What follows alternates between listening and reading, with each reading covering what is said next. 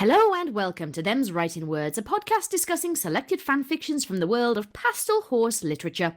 My name is Scribbler, and I will be your moderator today. Joining me for this discussion, we have Goombasa. Hello, everybody. Illya Leonov. Pleasant day, everyone. Luna Farrowe.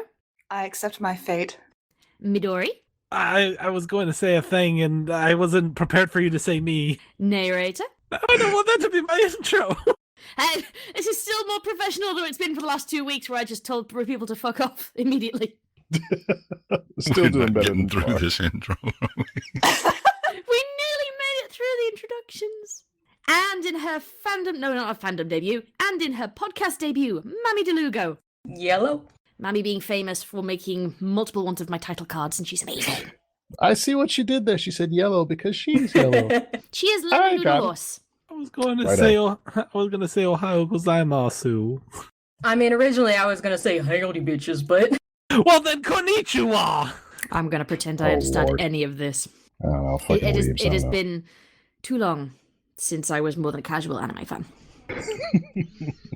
I took a Japanese 1 class. This isn't even about anime. I mean, in terms of I don't understand it if it's not in an anime.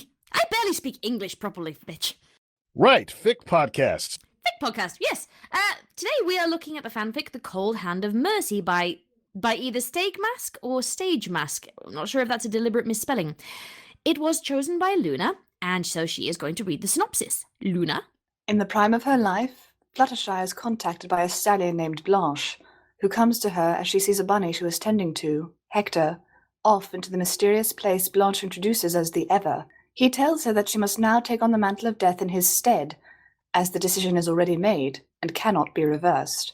Fluttershy is forced to accept, learns many lessons about the true nature of kindness in all its facets, what death really represents, and whether being death is truly a bad thing.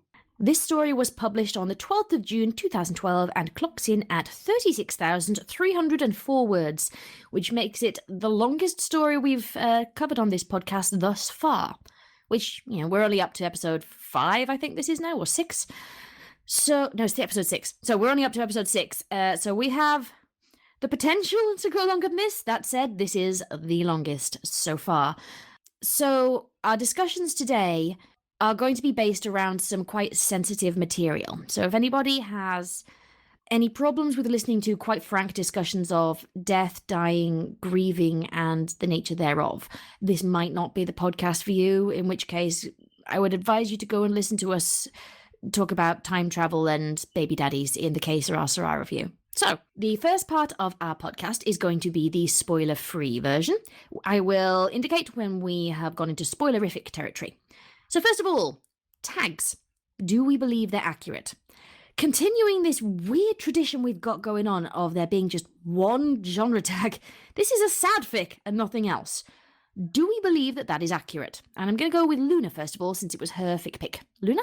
I'm not really prepared for this podcast as much as everybody else has. Even I didn't reread the fic, but I would say that sad probably is accurate, but if there are any other tags on Fanfic that could describe it, I don't know what they are.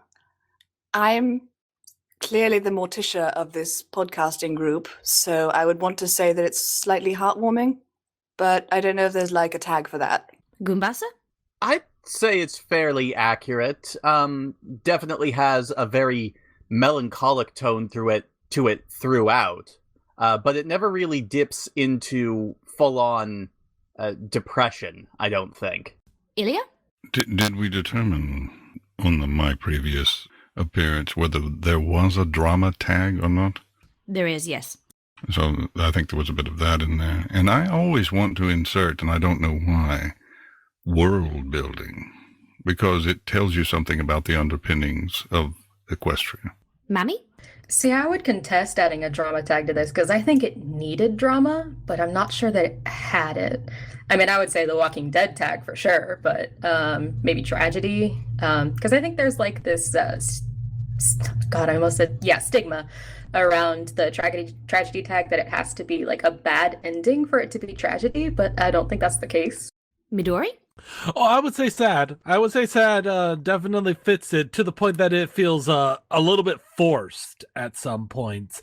Sure, it does get a lot more heartwarming in the second half, but like Luna said, I don't think that there's a tag for that. But yeah, I think that sad is a fitting title for it, even if it wasn't the kind of sad that makes me cry. And Neighrator. Yeah, sad and like if world building was a tag, I would say that would qualify. I think it does try to have an uplifting message at the end, but again, it's not a tag. So yeah, sad good enough, I suppose. For my part, I think sad fits pretty well. I have opinions about this story, and they are rooted very, very much in personal preference in how I like these things to be portrayed. So I imagine this is going to come up when we're more into spoilerific territory. But regarding the tags, I do agree. It is sad. I think that drama should have been added in. I do. And I think if it is available, psychological. Because it is a fic that is rooted very much in attitudes towards death, and in particular, Fluttershy's attitude toward death. And I think that psychological would cover that quite nicely, to give an idea that this is very much an introspective fic. Not much happens in the grand scheme of things. Things happen. They are just not large events after the first few. But we'll get into that. So, a summary of the story. Luna, could you give us a description of what this story is actually about without giving away major spoilers? And we'll see how we feel about our overall opinions thereof. So the summary of the story that was given is fairly accurate, honestly. I think it does a very good job, but my summary would be Fluttershy, she meets the Avatar of Death, who then asks her to take his place, and she finds out that death is not like a single pony, it's not like a single entity, it's actually like a succession of ponies, and that she is then following in, and that she doesn't have a choice in the matter, it's either become death or die. And from there, she then has to embark on this, as Scribbler said, intensely personal, introspective journey to figure out whether or not to accept this role. And in the meantime, her sudden disappearance prompts her friends, the rest of the main six, to try and find her and bring her back.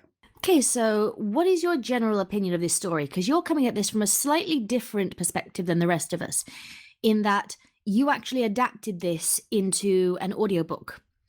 And I'd never even heard of this story before your audiobook came out. So what prompted you to want to adapt it when you first read it?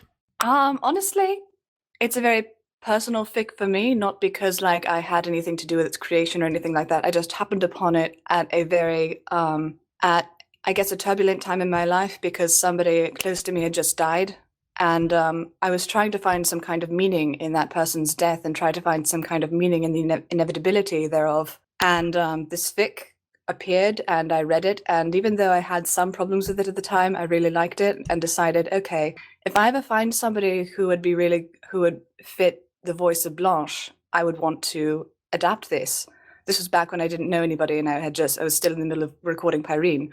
My opinion of the fic is entirely unbiased by personal experience, but I do generally have a more philosophical attitude towards death in terms of like, okay, we're all going to die, so we should find a way to live that gives us personal meaning, I suppose. And that fic kind of helped echo that in a sense, but it also, because of that, its particular message about death and dying and existential realities, it sort of was comforting for me. I wanted to share that message of comfort with the rest of the world. That sounds very thoughtful. Mami, what do you think? See, I had kind of a similar situation going into this fic, because I didn't play a part in the narration or picking it, but I was Applejack in Luna's dub of this, so I had like a tangential thing to do with that. I had several pets die very close to this fic being produced, so I kind of went into it needing that comfort and that I guess force of reality with death and seeing new perspectives on it, because I have my own opinions about that thing. That is not something we want to get in depth about. But it was kind of, I guess that colored my view of the fic in a way, because I find that death is more of an effective topic for me when you don't know what happens after, and I don't think we get that with this. Goombasa, what do you think? I sort of found my mental state when reading this fic kind of mirroring Fluttershy's journey in a way. During the first 2 or 3 chapters, I'm not sorry to say I was prepared to absolutely hate this fic. I found the first 3 chapters or so very difficult to read through and very, I won't say upsetting, but just the way that the situation was presented very, very, I can't think of a better word than upsetting, I guess. But as the fic goes on, and once it started into its second half, while it never really loses its melancholic tone, and I do think it's written fine, I came away from it more shrugging than anything else. It at least made me feel something, which is more than I can say of the last fic that we covered. Sorry about that, Cygnus, if you're listening to that right now. Oh, he will be. Cygnus, we're still sorry about that. Illya, you also were in the audio adaptation of this story, weren't you? Yes, indeed I was. It was the way I came to the story first, was because Luna asked me to characterize, to play one of the characters. And I'll admit to not having read the story at that point. I often don't do that when I do characters, but I specifically didn't do it this time because it looked like, from my brief glance at it, that it would be a story I would not like. However, I developed a love-hate-love relationship with it. First of all, I thought it was beautifully written.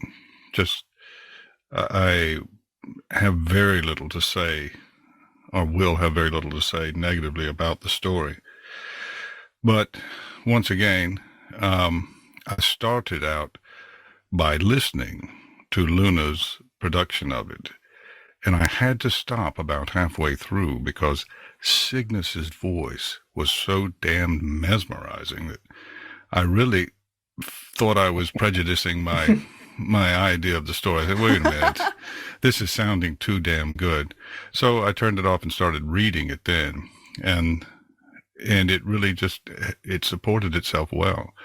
There were only a few minor details I didn't like, but overall I just thought it was beautifully written, and I thought that the writer must have some age or some experience in her, because she understood so many things that I've come to learn in my later years and having lost many friends. I was really impressed with this story. Midori, what do you think? I've had people that I have lost, pets, people that I was close to, but unfortunately it wasn't any time close to the conception of, or my discovering in general of this story. I discovered this story through this podcast. I gave it a chance and I didn't quite enjoy it, even from beginning to end. Like towards the end, I just came to tolerate it better. I know that's sounds like a mean thing to maybe say, but I just knew straight away from the beginning of the story that I wasn't going to enjoy it. And while their portrayals of death in the story itself are quite fascinating and nice and everything, everybody says that the story was beautifully written, and I get that. Certain parts of it are very well written, but I attest this to the story's age, like how old it is. Like it was written a long time ago, and the individual might have needed a little bit of, like they just needed a little bit of improvement in their style. I feel like there were several parts of this story that it just jumped around a lot and went very out of character for certain characters, and it just took me out of the story completely and just ruined a lot of the flow for me whilst I was reading it. And like I said, I just attest that to like maybe the individual who wrote the story, like they were like I don't know how to explain it. Like maybe they were new to writing, or maybe this was really early on, and since this was so long ago, I don't doubt that they are a much more impressive writer nowadays if they still do. But overall, I didn't quite enjoy the story, and I was just happy to see things play out a little less sadly towards the end. No, that's fine. Neighrator, what do you think? I think sort of what a reader will get out of this fic, and whether or not it will resonate with them personally, is heavily predicated on your own personal feelings on death and the afterlife and stuff like that. So for me, I think death hasn't. I think having a close one. I think no one close to me has died, and that death hasn't like sort of come to define large parts of my life. And so this fic for me was just kind of meh. Meh. Why?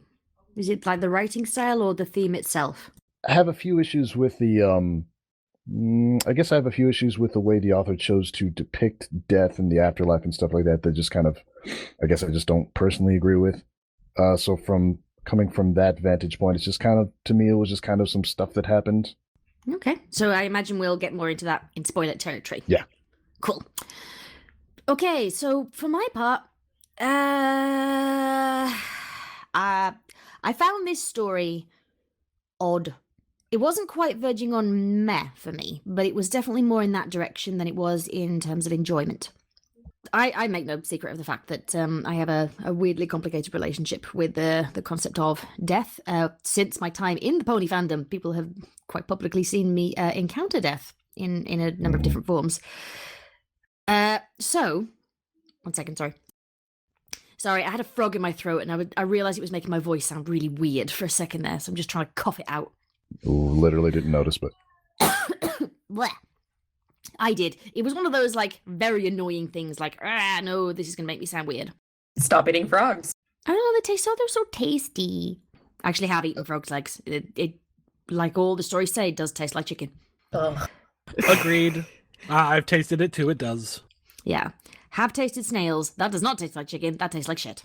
I'm going to disagree with you there. I do too. Escargot is great. My favorite meat.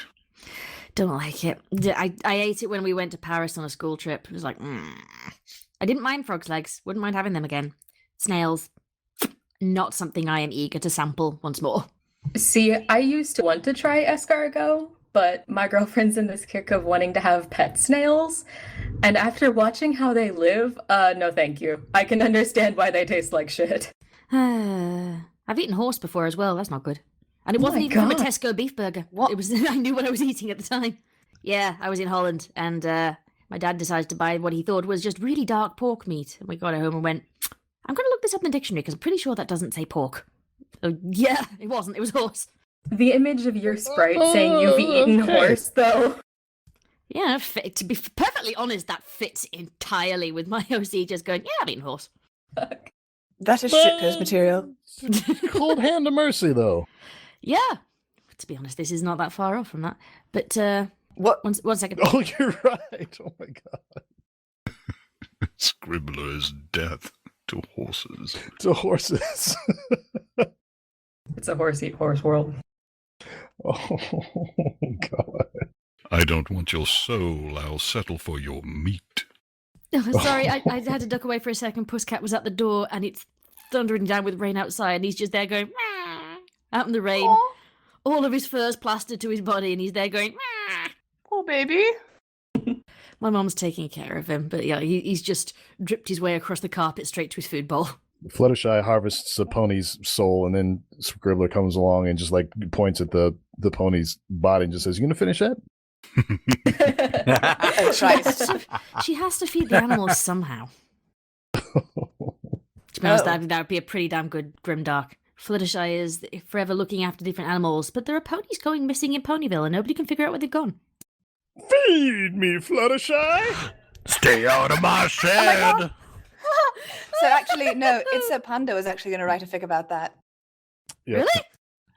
Yeah. Or was it Crystal? I thought it was Crystal Ring. Somebody was going to write a fic about that. I thought it was Crystal. Anyway. Maybe multiple people are writing different. Fluttershy Could be. is feeding See ponies to more. her pets fics. It's a popular idea, apparently. I make no claim on being original. Just dark. Right. To just finish off the thing I was supposed to be talking about, yeah, the story's okay. I didn't find it particularly special. I have some major problems with the writing style later on regarding the death of a certain pony. But I reckon Midori's going to make most of my points for me. So, moving on then. Right, okay, so we're going to go into spoilerific territory now. So, abandon hope all ye who enter here. Spoilers. Now, this is a pretty standard thing that we talk about at the start of each spoilerific territory bit. Characterization. Do we feel it's accurate for the characters? Particularly the main six, and particularly Fluttershy. We will talk about the OCs in a moment, because this is a story that is populated in a large part by OCs. And they're all there for a reason, but because there are so many of them, and because Blanche, the spirit of death prior to Fluttershy, is so prominent in the story, we do need to deal with them separately. So we'll deal with main six and canon characters, including Celestia, actually, and then OCs. So, considering that she picked it, again, Luna, you get to talk about how you feel these characters were portrayed. Ooh, I think that Fluttershy is actually very well done.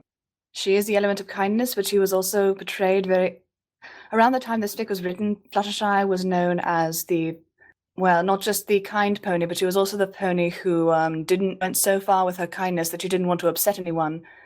But at the same time, I can definitely see her being resistant to the idea of death as in any way, shape, or form a kindness when she first has to take on this role.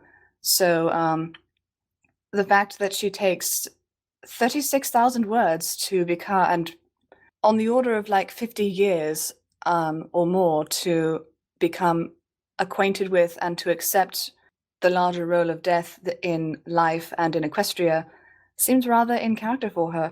The main six, I feel like, because they're supporting characters, I feel like they are a little bit more flat to a degree.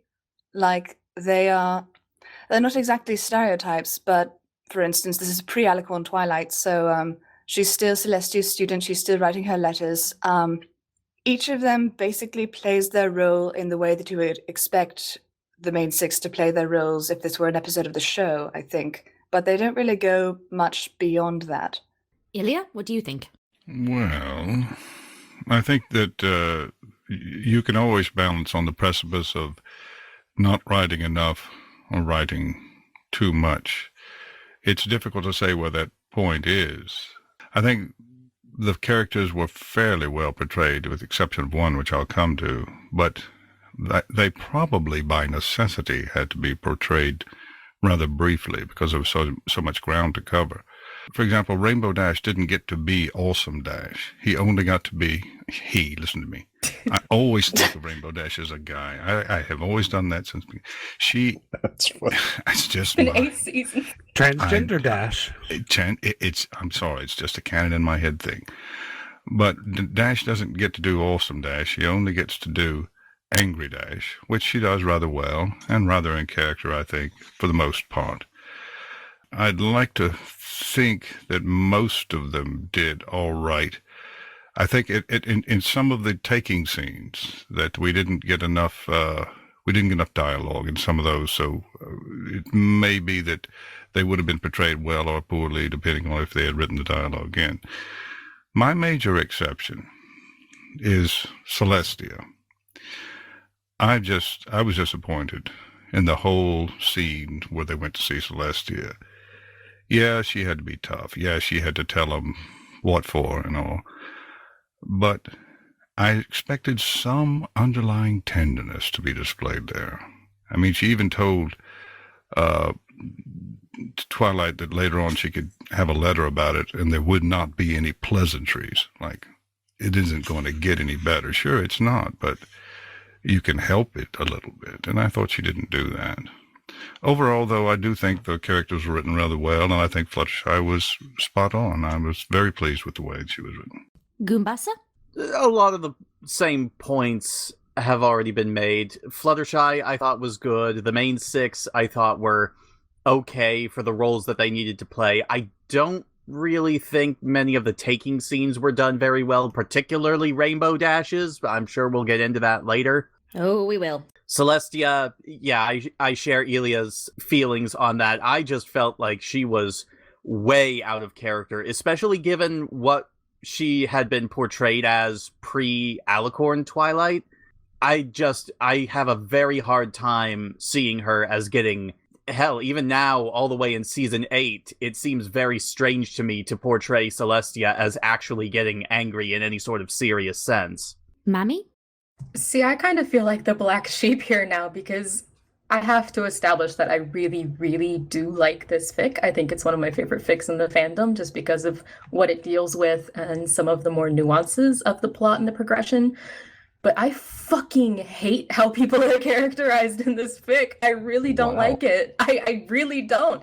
I really enjoy this fanfic, but I have like paragraphs in my notes of things that I just was not okay with. Like, everyone is so chill. Did y'all get that? Like, people are just really okay with everything off the bat. I feel like it's kind of like a repeat of Que Sera, where, oh, I'm death now. Okay, all right. I mean, I know that she goes through a progression, but there's this part where Blanche sneaks into her house. Like, Fluttershy just goes into her living room, and there's just this dude in a scary cloak in her living room in, like, the middle of the night or something. And her reaction is, excuse me?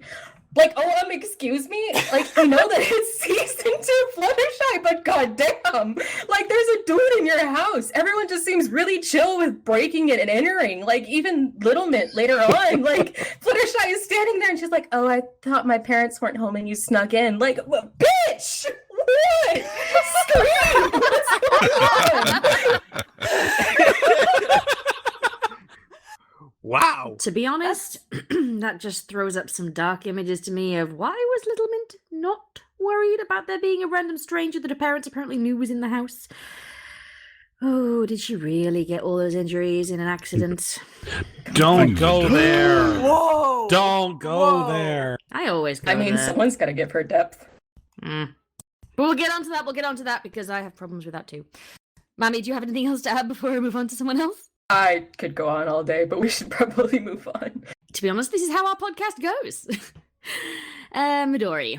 Okay, so I really didn't like how the characters were portrayed in this. Even if they were somewhat in character, in some instances, like Illya said, that they tended to be brief, but the one that I hated the most, like Illya said, was Celestia. I hated how she was portrayed in this story. It did not make any sense to me whatsoever. I mean, sure, it's a writing technique or something to have a character act out of character to show how serious the situation is, but there is a sense of having a character act out of character while still acting somewhat in character, and Celestia did not do that here, especially the line about friends leaving you. Did Celestia seriously say, sometimes friends leave and they hurt you? No consoling at all whatsoever. That seems out of character, not only for her, but for the show itself. When I heard that line, sometimes friends leave and they hurt you. Bitch! You are Princess Celestia! You're supposed to be a freaking mom-like figure to all of these characters, especially Twilight, and you just basically said, fuck you, get out. See, I thought that line was meant, that seemed very on the nose for me of this is an analogy of death. The idea of sometimes friends die and it hurts and there is no explanation. And that's what I thought that scene was meant to be about. It did seem a little bit on the nose, the dialogue there, much more so than a lot of the story. So as much as I'm going to talk about my feelings on Celestia in a minute, I can't really fault that line because it seems to be one of the things that the fic was trying to achieve at that point. I think that the problem is how they presented it. Like, she was presenting it like as if it was some sort of lesson, like, well, she taught you one more lesson before she left. Sometimes friends leave and they hurt you. No, sometimes friends leave and it hurts. But they aren't the ones that hurt you, and you are not going to present this as if it's some sort of friendship lesson. Fuck you. Okay, I hadn't thought about it that way before, but I can see where you're coming from. Mm-hmm. Narrator? There's an argument to be made that all the characters had reasons for acting the way they did, but just like Mami said, I think there was kind of a trend of characters sort of underreacting for any given situations. Someone has just broken and entered into Fluttershy's house, and so she immediately presumes, like, "Oh, did you need something?" When let's see, Fluttershy has 3 days to tell her friends that she's going away, never coming back, and all her friends are, with the probable exception of Rainbow Dash, like, "Hey, I'm going away, never coming back." It's like, "Oh, okay. Well, I'm sad, but I'm accepting of this for some reason." Fucking Twilight in that one. Ugh. So Sure. it's so like I said, there's an argument to be made in every case for why the characters acted the way they did. So all in all, like in terms of the characterization and stuff, I would say fair. Okay, regarding the way the characters are characterized, I think this went in peaks and troughs. That sometimes they seemed very in character. The idea of Twilight wanting to research everything to find out what has happened and not accepting that there is a simple answer, and her mind working on such a level that she is willing to explore something beyond the ken of anyone else, like the Ever and the legend of the Ever, and wanting to challenge Celestia. And if this was season 1 and 2 Twilight, the idea of her having to psych herself up to challenge Celestia on the story she's been given, that does seem very in character to me. And to be honest, I actually think the one who was the most in character was Rainbow Dash. I get what Illya means about she was Angry Dash and not Awesome Dash at any point. There wasn't really any scene she was involved in that would have allowed her to be Awesome Dash in this.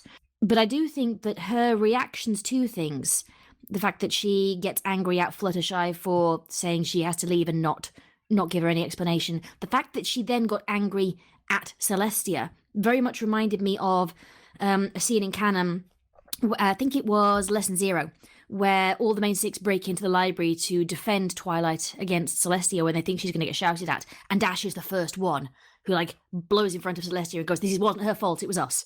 The fact that Dash is the first to challenge Celestia and get angry and let her emotions overrun her good sense about, challenging the friggin' sun goddess, that does seem very in character to me. The others can all piss off because I don't think that they were very well characterized at all for large portions of this story. And I'll be honest, Celestia wasn't even the one that I had the biggest problem with. And I'm going to be controversial here and say that the problem I had was with Fluttershy. That her naivete was pushed to such a degree that it ceased to be believable anymore.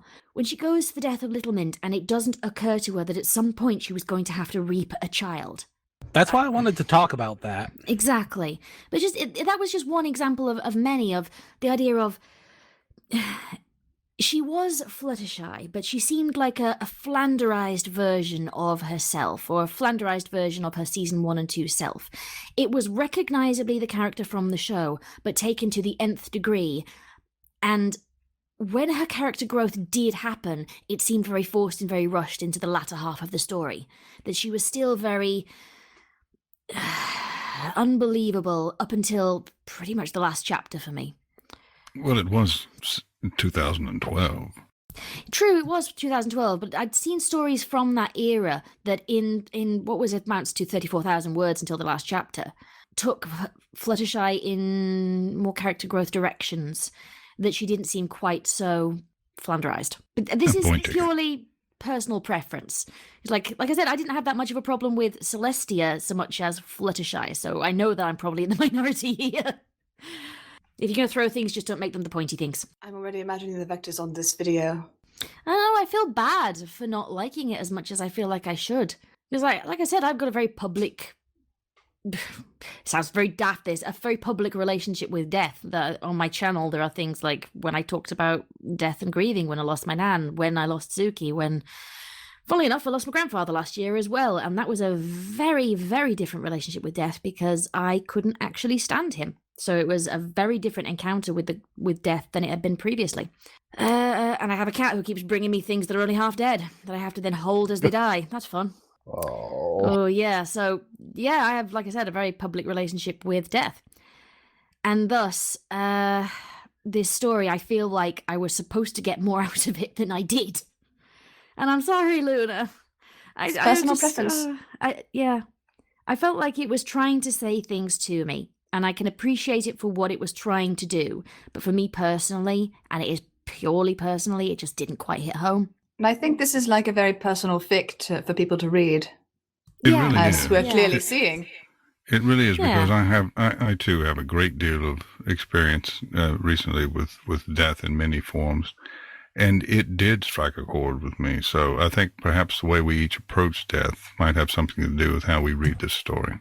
That makes sense. And it is a very personal topic, to be honest. That's why I added in the little warning at the start of this podcast when I wouldn't ordinarily do it. We have literally talked about child molestation and rape and things in this podcast.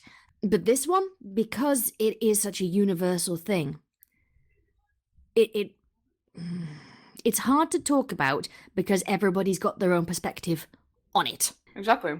And actually, the title attracted me when I first read it back in like 2016, 27. No, oh god, it was only last year. Shit. Because for a long time already, that like, at least this is like a sort of personal self-comforting type thing. That in many ways, I don't fear death. I fear the pain that comes before it. And I see like actual death, like the point of no return, as a sort of mercy. And that's going to sound really weird and probably should have a warning attached to it. Okay, I do not condone suicide in any way, but like when you're like dying, we don't know what that feels like, but we can imagine it's very painful most of the time. And I don't want to say this in the wrong way, because I don't want anybody to think that death is the right way to like go about ending whatever mental or emotional pain they have, but like the physical pain of death. It's not really death because you're still alive. It's not really death because you're still alive. It's basically the end of experience is sort of the mercy that then assuages that pain, I guess. I feel really uncomfortable saying this out loud. You don't have to feel uncomfortable, Luna. I understand what you're trying to say, and the story does do a good job of trying to establish that tone of like, death isn't something scary, it isn't something painful, it's something gentle, it's a warm embrace, and it's not something that you should be afraid of. Just live your life while you're alive and don't be afraid of death when it comes. I get that that's kind of the ideal that you're trying to say here. Yeah, it's one of the stories that I take more comfort from than this one, that I think that gave me the feeling that this story gave you, was actually, it's spread across several stories, but it's Death from Discworld by Terry Pratchett. And I love that! Oh my god! Wow, you're loud in my headphones. Sorry. No, I just literally fell off my chair. Sorry. To be fair, it's a very good story. Okay, but Reaper Man is a really, really good novel. It is. Oh my god, and I loved Mort it. as well. Mort is the one that first brought me into contact with the character of Death in Discworld. And at some point we are going to have to just talk Discworld together now that I know you're a fan. Yes. But Death in Discworld and the way that Terry Pratchett writes about death, the character, death, the concept, and death, the experience, that resonated with me a lot more, and I get a lot more comfort out of his interpretation than I did out of The Cold Hand of Mercy. So I think it is very much a personal preference, the idea that death is an inevitability, but it doesn't necessarily have to be something to fear because of that. Like they said, there's always the three constants in life: birth, death, and taxes. And you should fear birth and taxes more than death. Fucking taxes. As Neil Gaiman once wrote, life is the world's most common fatal STD. True. I like that. I need to read more Gaiman. Y'all got me thinking, what the fuck happens in this story if someone like tries to jump off a building? Because they can't die until Fluttershy shows up. So Well, wasn't there like What goes that bit? Basically, wasn't there that bit where Blanche told Fluttershy that if she doesn't take somebody, then they just lie there in pain, permanently dying, but not actually dead? That was The Rainbow scene Dash. with Rainbow Dash, yes. So it's like the scene from Futurama with Fry, where they just kind of keep like laying in a huge jumbled mess at the bottom of the base. Oh my god, I love Futurama. My technical problems with this story are probably, I should say, my major problems with this story are all sort of the technical level and how the author imagines death in the afterlife and things work, like on a technical level. Yeah, the logistics of this story did kind of flummox me too. The idea of, especially when Fluttershy had to keep walking between different ponies who were dying. It's like, one, she's a Pegasus, why can't she fly? And two, there's that. I mean, she's Fluttershy. How often do we actually see her flying? More often than if she knows that she's got to go to someone to reap them because they're in pain, that she should probably get there a bit faster. The element of kindness there. I think we need to add a technical section in here of how we Let's feel do about the that. technical aspects, Okay. because I have some too. I think it was like part of like how she needs to break herself into it. Like there was that whole thing like she needs True. to actually experience walking to somebody to see them so that she's not like desensitized to it. True, but in which case there should have been some kind of switch over between her and Blanche in that case, because Equestria is a pretty big country, and especially and we're assuming that they're just the death of ponies, although there was Hector at the beginning who got reaped. I find it strange to believe that there would only be one pony dying at a time and it takes like 3 days to walk between them. Death is something that happens a lot. Goombasa? I'm not saying that this could be used as an excuse for some of the technical problems of the story, but I almost feel like the story as a whole works a little bit better if you look at it as more a parable on how to feel about death, rather than taking it as at face value. As world building? As world building, yes. Like, I'm reminded more of, like, going back to the show itself as an example, the episode where Rainbow Dash has to say goodbye to Tank for the winter, I thought was a pretty well-executed parable on the death of a pet, for example. And yeah, I did not read this story as like a serious attempt at world building at all. I read it more as like Goombasa said, a philosophical exploration of like what it means to die, but also to experience others dying, and how to live with the fact, or live with the facts of life, I guess. More than I read it as like a technical piece. I think the author wrote all of the information that they did about death in there, specifically towards the point of getting their idea across, and less so because they want to like answer some question about how death works. Illya? Are there any Dead Like Me fans in here? I watched it. Oh my gosh, about 10, 15 years ago when it was out. Yes, Well, it's a very good show. It's just that they had, I don't remember, 2 or 3 years to explore the situation, and they didn't cover it all technically properly. I mean, there were a lot of things they had to leave out because there's just so many things involved. And that's probably the way it is here. And my excuse in this case is always, well, it's Equestria, things are different there. And I think like the whole thing, trying to look at it from a technical perspective and trying to look at death in the afterlife from a technical world building perspective is always going to be disappointing, because at least for someone, because in the end, if you focus too much on the technical aspects, then I think it does have to be approached more from a philosophical perspective, where the technical pieces are put in toward that point rather than the other way around. Because once you start treating it as more of a technical thing, more of a world building thing, you start to immediately make it disappointing. That's a sort. I think you're right. I'm sure that the logistics and the technical aspects of how death in the afterlife works were sort of a means to an end for the author to get around to these philosophical ideas that they wanted to express. And unfortunately, it's just me being me. It's not the kind of stuff I can let go. I look at something and say, wait a minute, that doesn't make any sense. Yeah, I've got to really disagree that this works as like a series of vignettes on death, because if there had been varying ways of people tackling that subject, like people approaching that moment, maybe that would have worked. And I feel like that's what it wanted to be. But at the end of the day, everyone died almost the same. Like Rainbow Dash was kind of the exception in that sense, where like Little Mint and Old Bones and everyone else seemed to kind of accept it at the end. And even with the main 6, like we get to them at the end of their lives, except for Rainbow Dash. But there's this moment in I think it was chapter 8, and we're going to talk about that being a turning point, where Fluttershy talks about how she had to take souls forcibly from ponies. And I'm like, where was that? Where was that scene that happened? Because that should be happening. Yeah, it happened with Rainbow Dash, but that was the only one, really.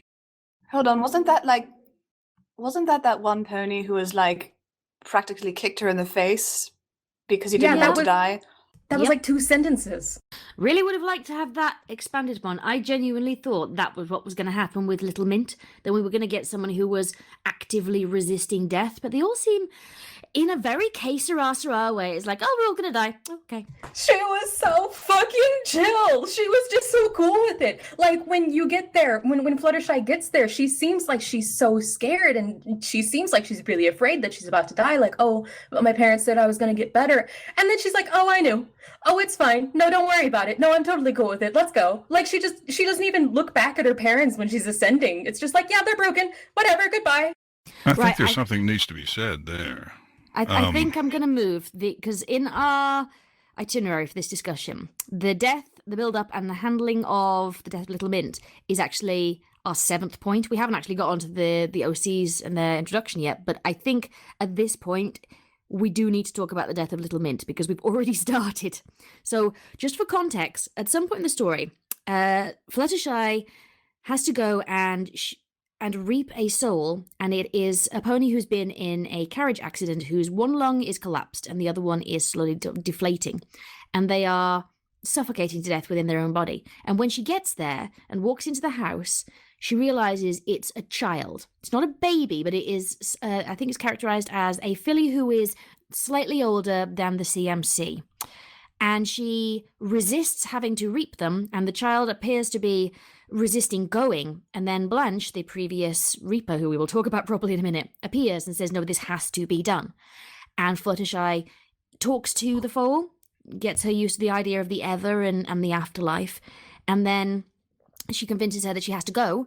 The foal knocks on the floor to bring her parents upstairs, says her goodbyes, and allows Fluttershy to reap her soul. And I'm going to leave Mami to talk about this now, and then Midori, because they have very strong opinions, and then I will give mine. So, Mami, carry on with what you were saying, and then Midori, you can go next, okay?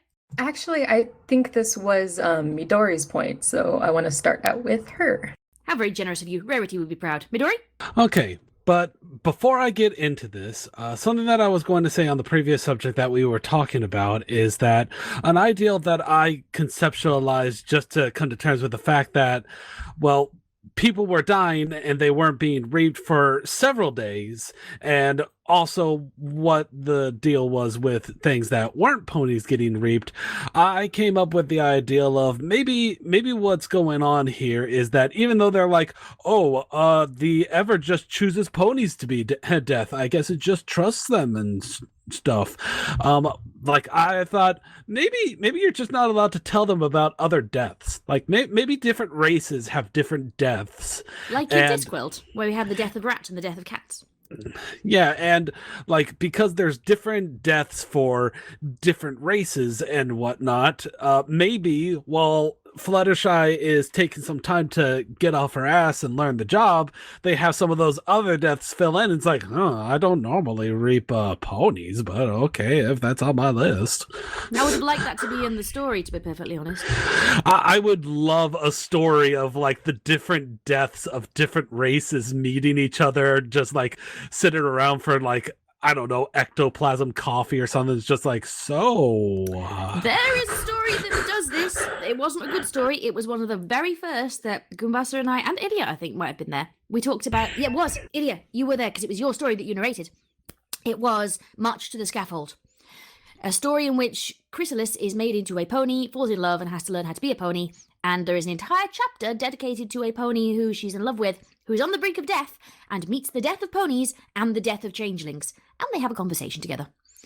It was a very contentious right. I forgot story. about that one. Yeah, I actually played Mort in that one that Mort was stolen from Terry Pratchett's writing. That's right.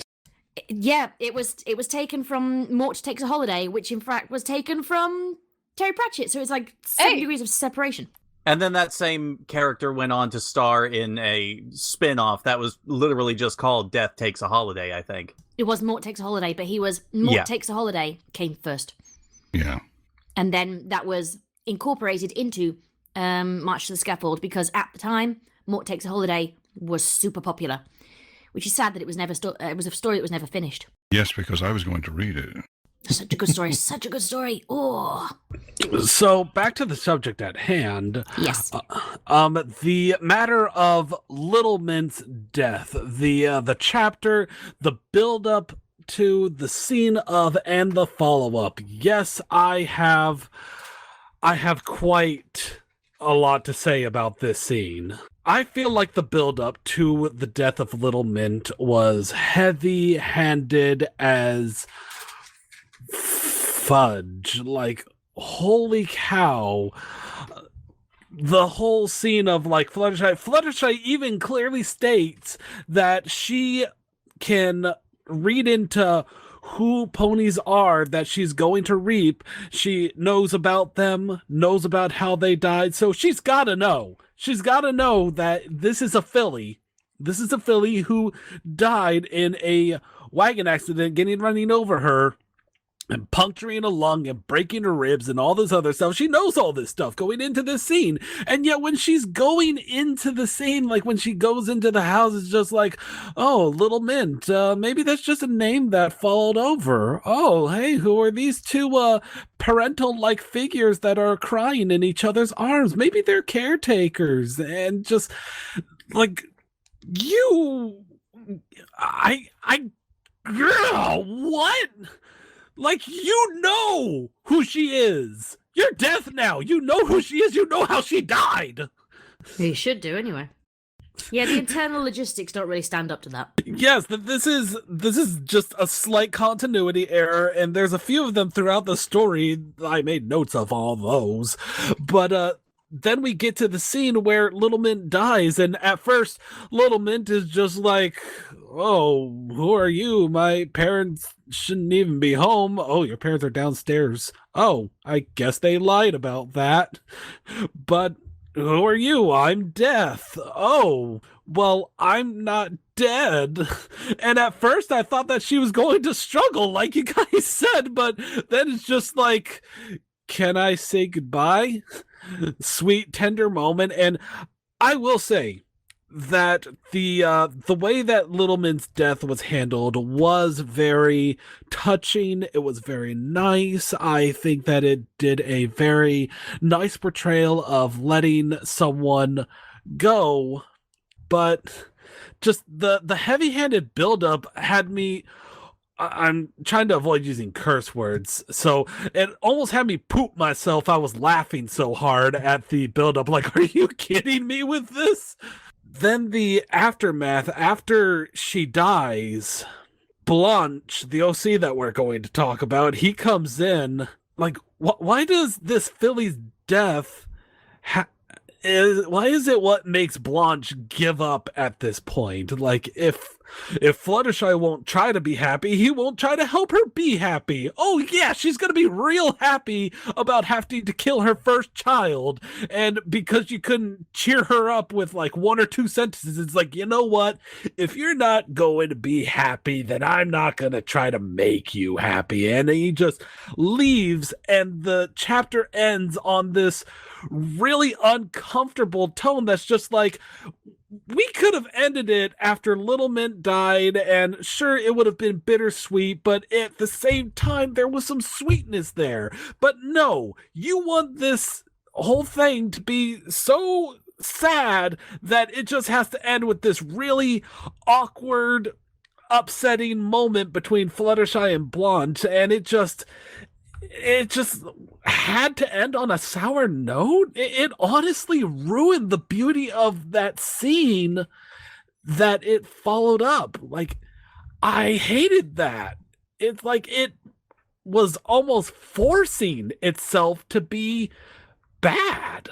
I was just going to offer something about the build-up, not necessarily about the aftermath, because I want Mami to be able to have her turn. But I'd like to proffer the possibility that Fluttershy wasn't in the position of not actually knowing this. It wasn't a continuity error. It was Literally, Fluttershy just refusing to accept the reality of what she was doing until she had to face it. Exactly the way I feel. Like I think that entire chapter was about Fluttershy refusing to accept a very difficult reality that she had to deal with. And Blanche came at this from the perspective of somebody who's done this thousands of times and was not very not nearly as understanding as he could have been or should have been. Yeah, I absolutely think that the point of that was to have us all be in on the gag, and everyone in on the gag except Fluttershy, because we knew that Fluttershy knew and simply wasn't accepting it. And I think that's the point of the whole thing, really. And I have. oh, sorry, I was going to give it over to you because I kind of interrupted. Luna? You're- Luna, do No, you I'm want to finish and then Mamory? Oh, God. I've just renamed you Mamory. Oh, no. Oh, God. Sure. You've gone from being Lemon Doodle Horse to Lemon Booble Horse. Oh, God. Jesus Stop Christ. this. I am. Well, this has fucking ruined the moment, hasn't it? Oh. The swinging horse tits. You stop that. Okay. You fried my fucking brain. I had a point, and I'm thinking about horse tits. Okay, so shall we amend this podcast to squirrel bollocks, exploding tits, and horse boobs? Crotch tits. Crotch tits. tits. Oh, yay. Because there's nothing sexier than crotch tits. Mm. Exploding crotch tits. Isn't that just but- another word for, like, bollocks during sex? Christ. No, I don't think we God. call them those. That would completely change the nature of I sex do if they hope just had you're- small little Jesuses on your balls. Okay, do it would hope we're editing certainly, this it out. would certainly repel vampires, though, wouldn't it? Hang on, what kind of vampires are you know that just suck blood from penises? Okay, but Wow, Luna, this is giving a whole new idea of your actual literature that you like to read. When you said that you were like the vampiric goth girl of the chat, I didn't realize that it was the kinky vampiric goth girl. I can see why I give it out to you. and that's all I'm My going to go into on God. that. None of this is getting edited out, narrator. None of it. Where It's am all I? staying in. I'm not going further into that than that. Uh-huh. Right, okay. Wrenching away from Mami, do you wanna vampires go back to sucking talking dick about- back to the Please. death of a small child. Yes, do you want to go back to the actual story? Yeah. We had broken this little talking bit up into the beginning, the middle, and the end of Little Mint's death. And I have to say, I really, really liked the beginning part of it. I think the buildup was nice. I did interpret it that she was kind of aware of what was about to happen. Fluttershy was, but she just didn't want to accept that it was going to go on. Then we actually met Little Mint. And I know it's been posited by Scribbler before that a lot of people don't know how to write children. And I have two very small little sisters, so I'm very familiar with how terrible little children act. And I have to agree. I have a note in here that says she wasn't an elder, but she might as well have been, because she does not act like a kid. I know that she's supposed to be a little bit older than the CMC, but she's so stoic and kind of weirdly underplayed. Like, I would disagree with Midori about this being really overhanded. I think it was understated, if anything, because at first it's like, oh, I'm kind of scared that there's this strange person in my room that I don't know. But again, no freaking out about that. No idea who this person is, and they're saying they're deaf, but okay, cool, whatever, you're pretty, so that's great. You know, who gives a shit?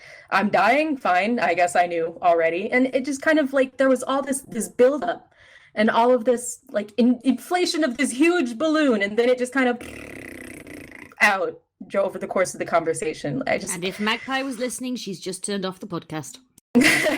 How do you know that wasn't intentional? Who am I if I'm not antagonizing strangers? Anyways, yeah, I don't know. I really didn't like how Mint was characterized. I think if she had been played like an actual kid, this would have been a much more poignant scene. This could have been one of those scenarios that I was kind of yearning for, where they didn't want to go. You know, kids are very simple and exaggerated. They aren't really equipped to handle things as rationally as she is. And I get that she's supposed to be like smart, but she's still a kid. You know, that's kind of getting into the dynamic of a kid being so mature that, oh, death is nothing. But she's dying horribly from all of these injuries, and I guess you could believe she's understated because she's so injured, but that's kind of like a weak excuse. You know, she's like a child, and she's just cool with passing on. That's where I have something to say. Go on, Illya. I think one of the things that we need to realize on all these death characteristics, where everyone seems to accept it in, is that there is a difference in this equestrian world and the world we live in. When death shows up and tells you that there actually is an afterlife, and it actually is beautiful, and there's proof, then I think perhaps that could sway people a little bit.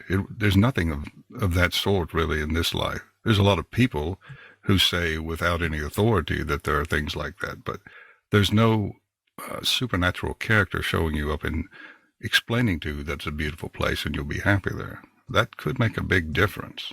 See, I gotta disagree with you there. I gotta disagree because she doesn't tell Little Mint that the afterlife is pretty or that it's real or anything like that before Mint accepts it. Mint accepts it, and then she learns, oh, by the way, is it pretty? As she's like calling her parents up to say goodbye. Literally, it's a throwaway line in the middle of her tapping her fucking hoof on the floorboards to call her parents to say, by the way, dying, you know? Like, it's this weird, they want to address how do we get people to believe that Fluttershy is death and that they are dying, but then it just kind of breezes past it in favor of, well, now we're going to have the dramatic death scene. And I feel like at points the author was kind of chomping at the bit to get to the drama, but because they don't play up those finer moments, it just doesn't pay out. I can agree with that, yes. I accept what you say about it not being fleshed out enough. I was just merely saying that the acceptance was probably easier in the story than it would be in life. Neighrator, you have something to add? I agree. So yeah, sort of, I think a big part of same thing, like I was saying before, a big part of how you'll feel about the story kind of depends on how you feel about, what you believe happens to us after death. So yeah, my feelings about death would be very different if someone just showed us, oh yeah, there's an afterlife. It's pretty cool actually. You're gonna miss everybody here, but it's not so bad. And you continue existing at least. Like, oh well, that's a horse of a different color. Mm-hmm. So in terms of Little Mint's death, that would have been a pretty easy death. This, I think what we're meant to take from this scene is Fluttershy accepting that she is going to have to reap the souls of children. We know that she's had more difficult encounters where there was a young colt apparently who just like really didn't want to go and just like fought her every way. We didn't see that. Like we had to hear about it a little bit after the fact. That would have been more interesting to watch. I think everyone else has said has already made clear what they say about it. I more or less agree with those. Goombasa, you've been very quiet. What do you think? I don't really have a whole lot to add. I was mostly staying quiet because I knew that Midori and Mami pretty much had this whole scene in the bag at this point. I don't really have a whole lot to add to Little Mint, honestly. I will say that Luna and Illya do a good job defending some points on the scene, though, as compared to my criticism. Where do you come down on, which side do you come down, Goombasa? That you think that it was okay, that it works within the internal logic of the story, or do you think that it was not so good? I really didn't like the scene that much, mostly because I just don't find Little Mint believable as a child character. Like Mami pointed out, she's way too calm and cool and collected, and as somebody who worked as a substitute teacher for a few years, kids are never this calm. They never want to sit still. They could be dying and they would still be trying to figure out how to writhe around on their bed. True. I've stayed quiet on this just because a lot of the points I was going to make, as predicted, were made by other people. I did not enjoy this scene. I found it wholly manipulative.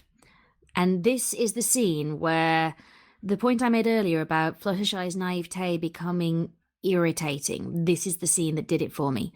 It's actually the scene that endeared me more toward Blanche, who we're going to talk about in a moment, because I found it hard to believe that Fluttershy, who has been looking after animals for years, would not have more of an idea of how to comfort someone who's dying and to accept the concept of death. And to be honest, this scene kind of typified for me one of the things I didn't like about the story and why Fluttershy being the choice for death didn't really work for me. because I find it difficult to believe that if she's dealing with injured animals all the time, and she lives specifically away from all the other ponies and surrounds herself with animals and is very much entrenched in the daily life and the circle of life of animals, that she would not have encountered death plenty before. Because predators still exist in Equestria. Accidents still exist in Equestria. Disease is still a thing in Equestria. And maybe she wouldn't have had this encounter with ponies. And we're all humans here, that the death of a human is something that your brain processes differently than the death of an animal. But Fluttershy would have encountered death before and have more of a working knowledge of what to do in that instance.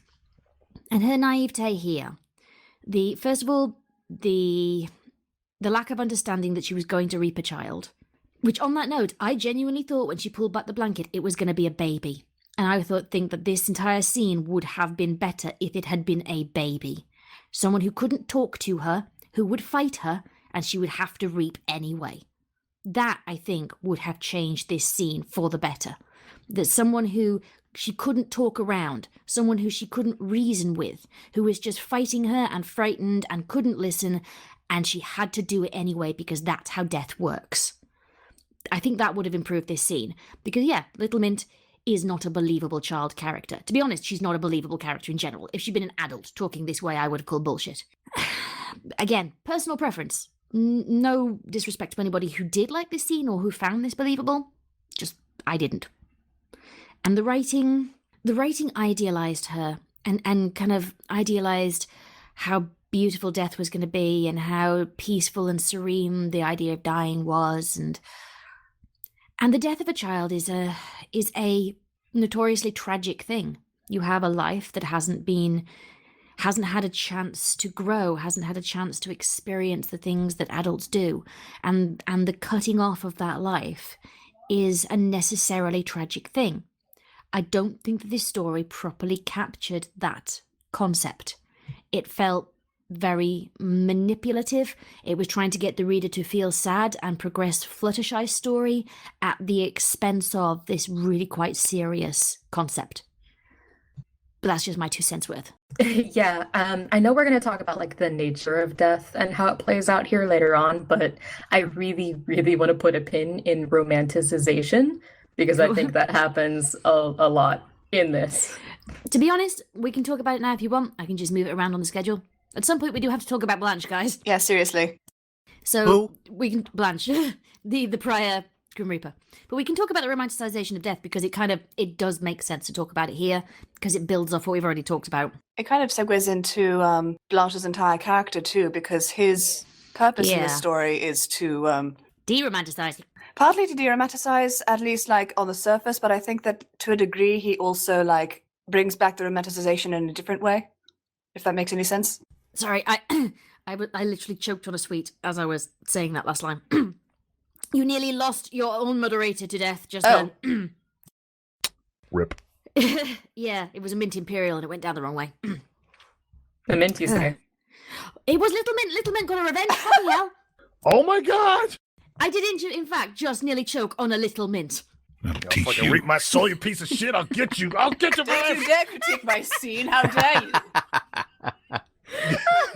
Oh my god, I couldn't have planned that better. Oh. The cold hand of mercy too. Little Min's revenge. AF 2020? Oh god.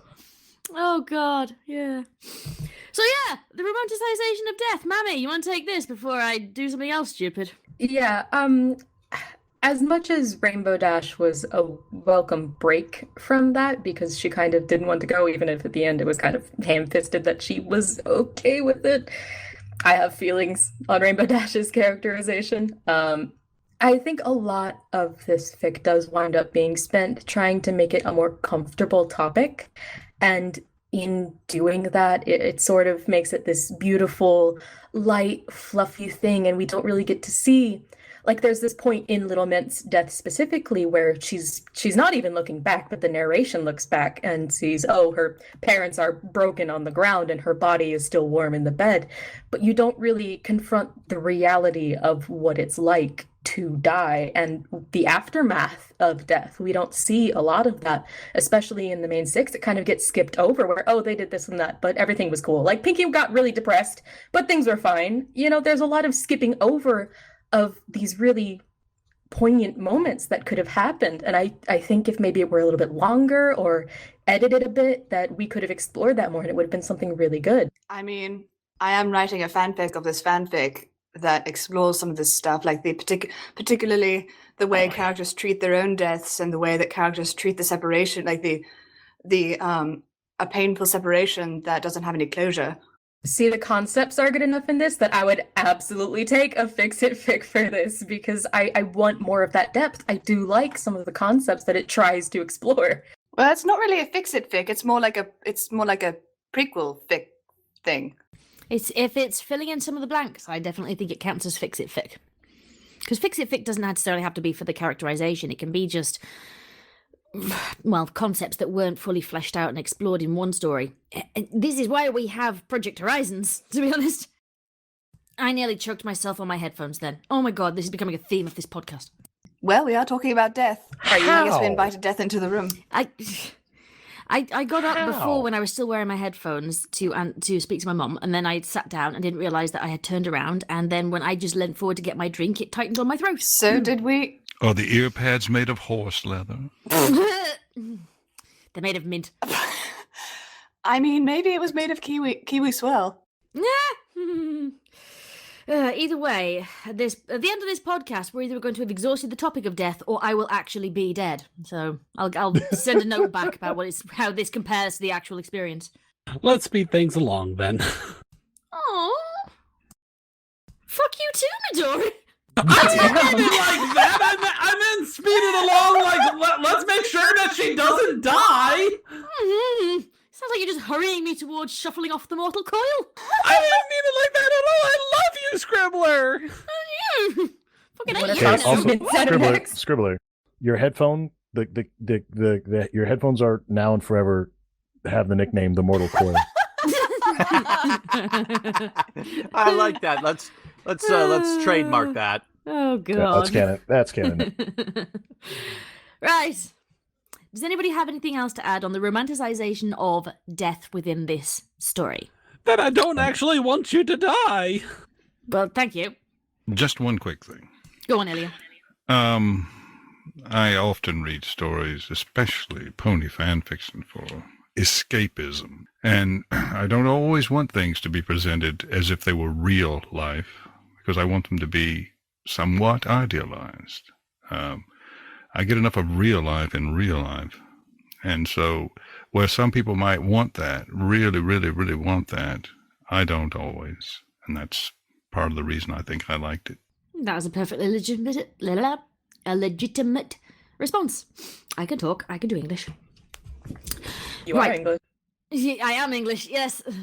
And honestly, I would agree with Illya, not necessarily about reading fics for escapism, but this particular fic, if it helps you with the idea of death, it's probably because it's very painful for you in the aftermath or something, or at least that's how it was for me. And being able to read something about, not necessarily, I didn't read this fic focusing on the afterlife, but more on how you live your life beforehand and how you handle things. And I feel like that was what was really comforting. I don't really believe in an afterlife in real life, so the concept of the ever is sort of an afterthought for me reading this. Goombasa?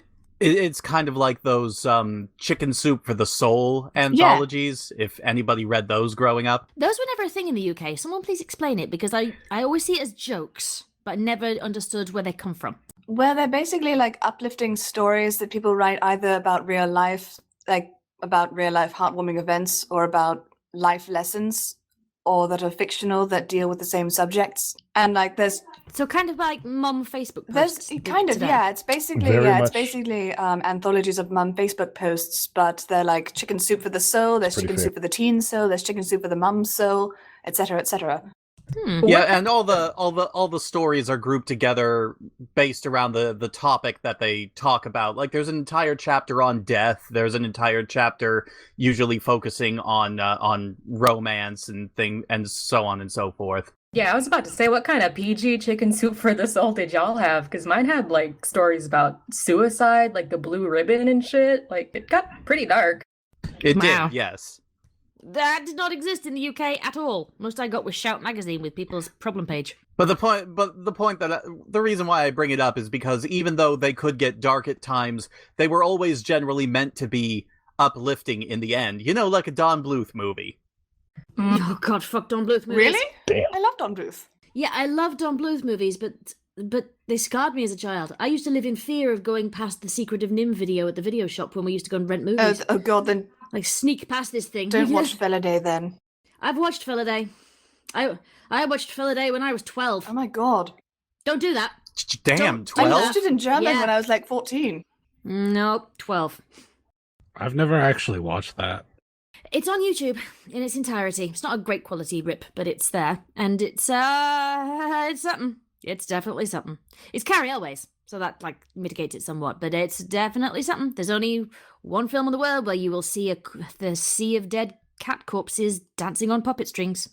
I was about to ask Well. if this is like a Watership Down kind of thing, but then you said that, and the mental image that I got just really made my eyes dilate.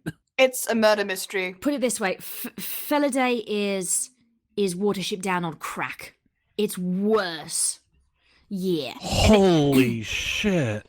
Well, Adams wrote another novel called The Plague Dogs, if you fuck haven't read movie. that. No, absolutely fuck Yeah. that movie. That is an uncomfortable sit, yes. Oof, I know. I read the book of that one before I watched the movie because it's Richard Adams. It's like, that was my favourite author growing up. Fuck them both! Fucking hate Play-Doh! A lot of fucking going on around here. Oh my god! Well, there's a lot of fucking in Fella Day. There's an actual cat sex scene between two cats in Fella Day. So, the kid's film. It's not a kid's film though. It's like, okay, I reject the idea. But it was marketed as one. That was the Oh. problem. It was, they saw cartoon and it had a U rating. What? What's a U? UK. That's Universal, Universal, It's isn't the it? kid, yeah, it's the kid It was like one. rated G here in the Okay, I don't States. know what it was Yeah, marketed as in fuck. Germany because it was originally a German film. I don't think they would have marketed it to children in Germany. Like it has some serious Nazi.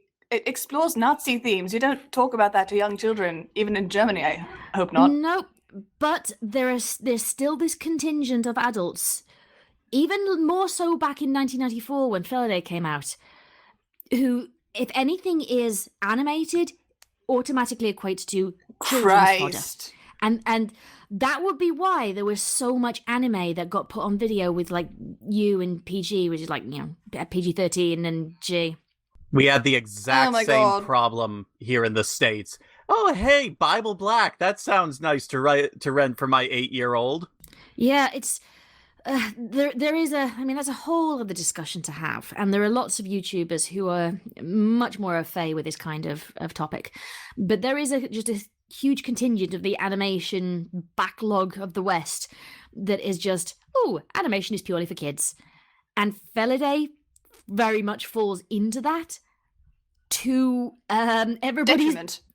chagrin. Yeah, detriment would be the better word than chagrin. Yes, to everybody's detriment, because this is a film that involves a scene of two cats fucking, right the way up to orgasm with the O faces, a scene of a blind cat who was fridged by having her head cut off by a piece of wire, and the main character finds her decapitated corpse.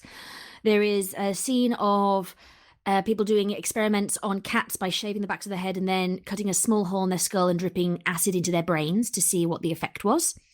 There's the aforementioned dream sequence of cat corpses with guts hanging out, dancing around the main character on puppet strings. There is also a fight scene involving two cats beating the shit out of each other, which ends with one of them literally ripping the guts out of another and seeing it all up close and personal because the cat falls towards the camera as his guts In are the spilling middle out. of an electrical fire, no less. Oh yes. It's a something, Phil. And like I said, marketed as you. Maybe don't link me that actually. Don't sweat it. The problem is it's beautifully animated. That's the problem. It's beautiful animation, but just spent on this utter And the Like villain of the Jackson film is a Pollock literal Nazi. Nazi cat. we're going to spoil this film because it's not the kind of film where the plot is the most important thing. It's an experience, Felidae, not a film that you watch. It's a film you experience. Rather like Rocky Horror. Kind of, yeah. Rocky Horror does not stand up to scrutiny, but you don't watch it for the plot. Whereas Watership Down, you do very much watch for the plot. For all of its problems, the fact that it was, again, marketed towards children, having been full of blood and guts and things, it was still plot-driven. Felidae less so. We have gotten very off topic. We have. I wanted to point that out. I guess I'll put that... I'm going to have to just, put this in the description. Obviously, this is getting left in the podcast because it's relevant to what we were talking about. But, I will link to the version of Felidae for people to go and have a look. I mean, it is kind of like a discussion of the dichotomy of death. Like, it's experienced by everyone, including children, hence Little Mint. But and I'm not sure that it capitalizes. Yeah, I mean, there's, Nazi for cats, sure. Everyone dies, even Nazi cats. This is going to be hashtag everyone dies, even Nazi cats. That's just going to be the tagline when you post this on Twitter. No, it's not, because I will get done. I will absolutely get my Twitter deleted if I so much as bring that up. Oh, God. Yeah. Yeah, so we can talk about all the rest of it, but the moment you bring up Nazis, nope, all your social media's deleted. Unless you actually are a Nazi, that's a weird one. Right, we're moving on. Blanche. I can't remember who introduced this point, but yeah. How do we feel about the OCs introduced with a particular emphasis on Blanche? And I feel the need to point out that we have 13 points to cover, and this is point 5. And we have been talking for an hour and a half. 9 hours left to go. We might be here for a while. And the fic is 11 chapters. I mean, it's going to be long. Left to go. Yeah. So, Luna, since this is your fic pick, how do you feel about Blanche and how he fits within the story as a character? Okay, strangely enough, I find Blanche the most interesting and well-developed character of the entire story. Half the reason I read this story and kept reading it was because of him. I like his relationship with Fluttershy a great deal. I think he's definitely a dick for the majority of the story, but I enjoy him for it because in many ways you still sympathize with him, especially once you get to chapter 8 and he spills his guts and reveals why he chose Fluttershy. But before then, you kind of get glimmers of why he sees in her what he does and why he chose her. I mean, I could honestly see him choosing Fluttershy specifically because he knew that she'd been around animals and that she had to deal with them dying all the time. So, hey, maybe that could have been part of his decision to choose her. I love chapter 8. I think it's my favorite chapter in the fic, and I'm probably biased because I love Blanche so much. But I guess if I want to be a little bit more objective about it instead of clinging to my personal preferences, I'd think that maybe the fic would have been served better if Blanche hadn't just revealed everything in one go. Because after that, everything does speed up quite a bit, including Fluttershy's internal journey. In a way, Chapter 8 is meant to be... I'm starting to go off topic here, but in a way it seems as though it's like this culmination of Blanche trying to get across what he'd been trying to get across to Fluttershy for the past few years and not succeeding in. He's probably my favourite character in the entire fic.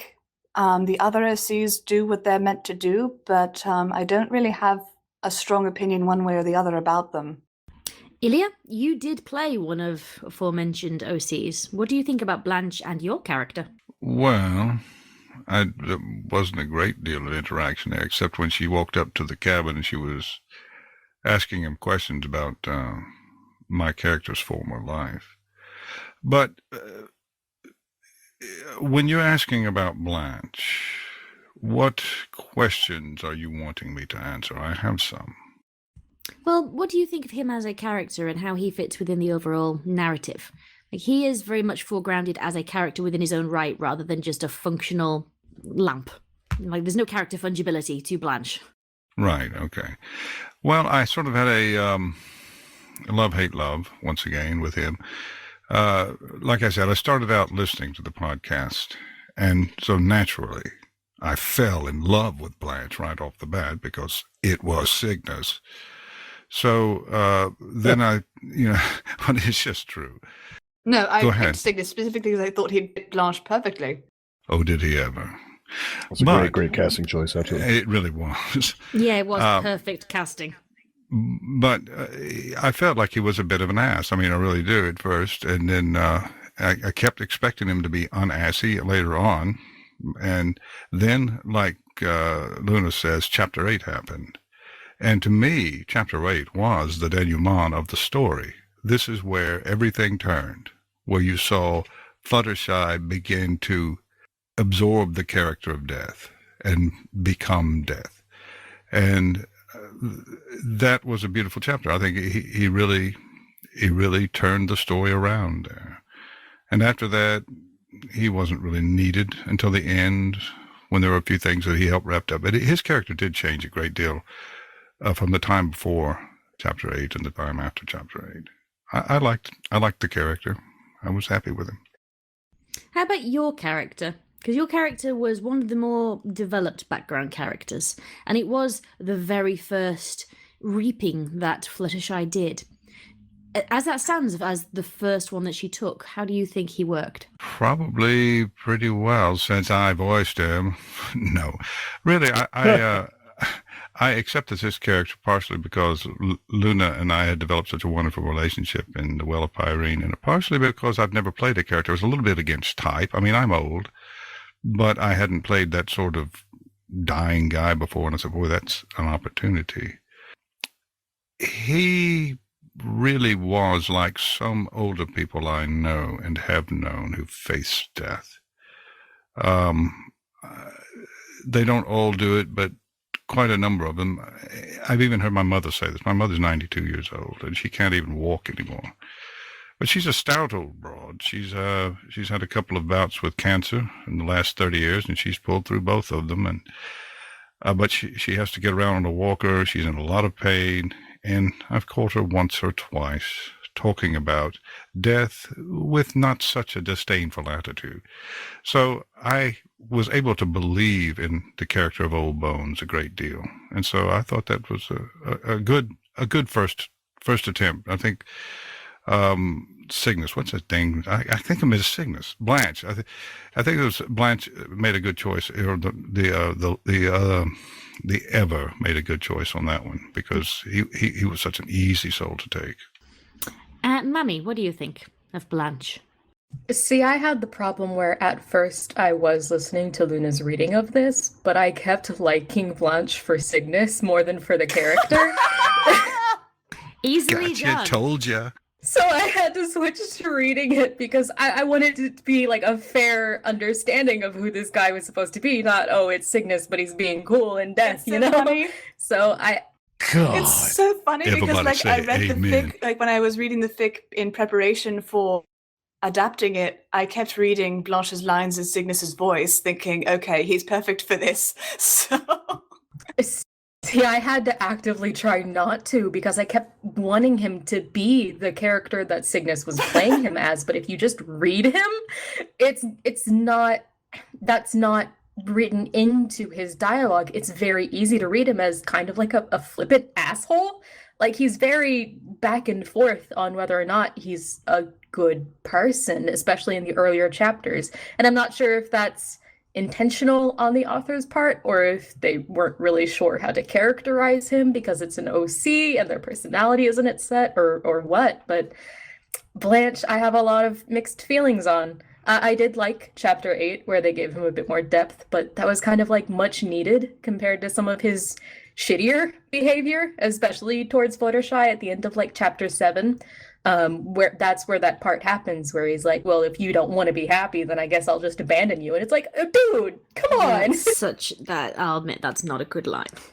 It's really not. It's like, oh, if you're not even going to try to be happy, it's like, fucking what? You like, know, you say you're trying to be the nicest death that's ever been, and yet you totally ignore the fact that others might not be as okay with the concept of killing children. And again, he says that he was in Thank the you. role for 421 years at the very beginning, so he probably had completely lost his perspective in terms of somebody adjusting to it. Maybe, but then he goes on to say that he was trying to be the best, nicest death that he could be in complete retaliation of his predecessor, which doesn't really balance out with what he was doing. He wasn't treating Fluttershy with the same level of respect. But then, okay, here's the thing. People can try their best to be the nicest person that they can be and still fail. I have met people like that. I've worked for people like that. Fuck. I get what you mean. And he might be one of those people who tried and failed to be a nice person, but he was still perceptive enough to see in Fluttershy something that he couldn't be. Oh shit, is he a nice guy? He's literally described as a nice guy at one point. Shit. Hashtag nice guy. Oh, so we're just gonna find Blanche on Reddit Christ! Fuck! That's what he was doing when he wasn't with Fluttershy. He was just there on his phone going. No, I think like he was a dickhole. He's definitely a dickhole, but he is a nice guy. Fucking hell, he's a Reddit nice guy. Goombasa. That's one of the reasons why I found Chapter 8 to be a little bit off-putting when I first read it, because I take all of the stuff that I'm reading in that chapter, and then I put it against how he was acting earlier in the story, and it just did not gel well with me.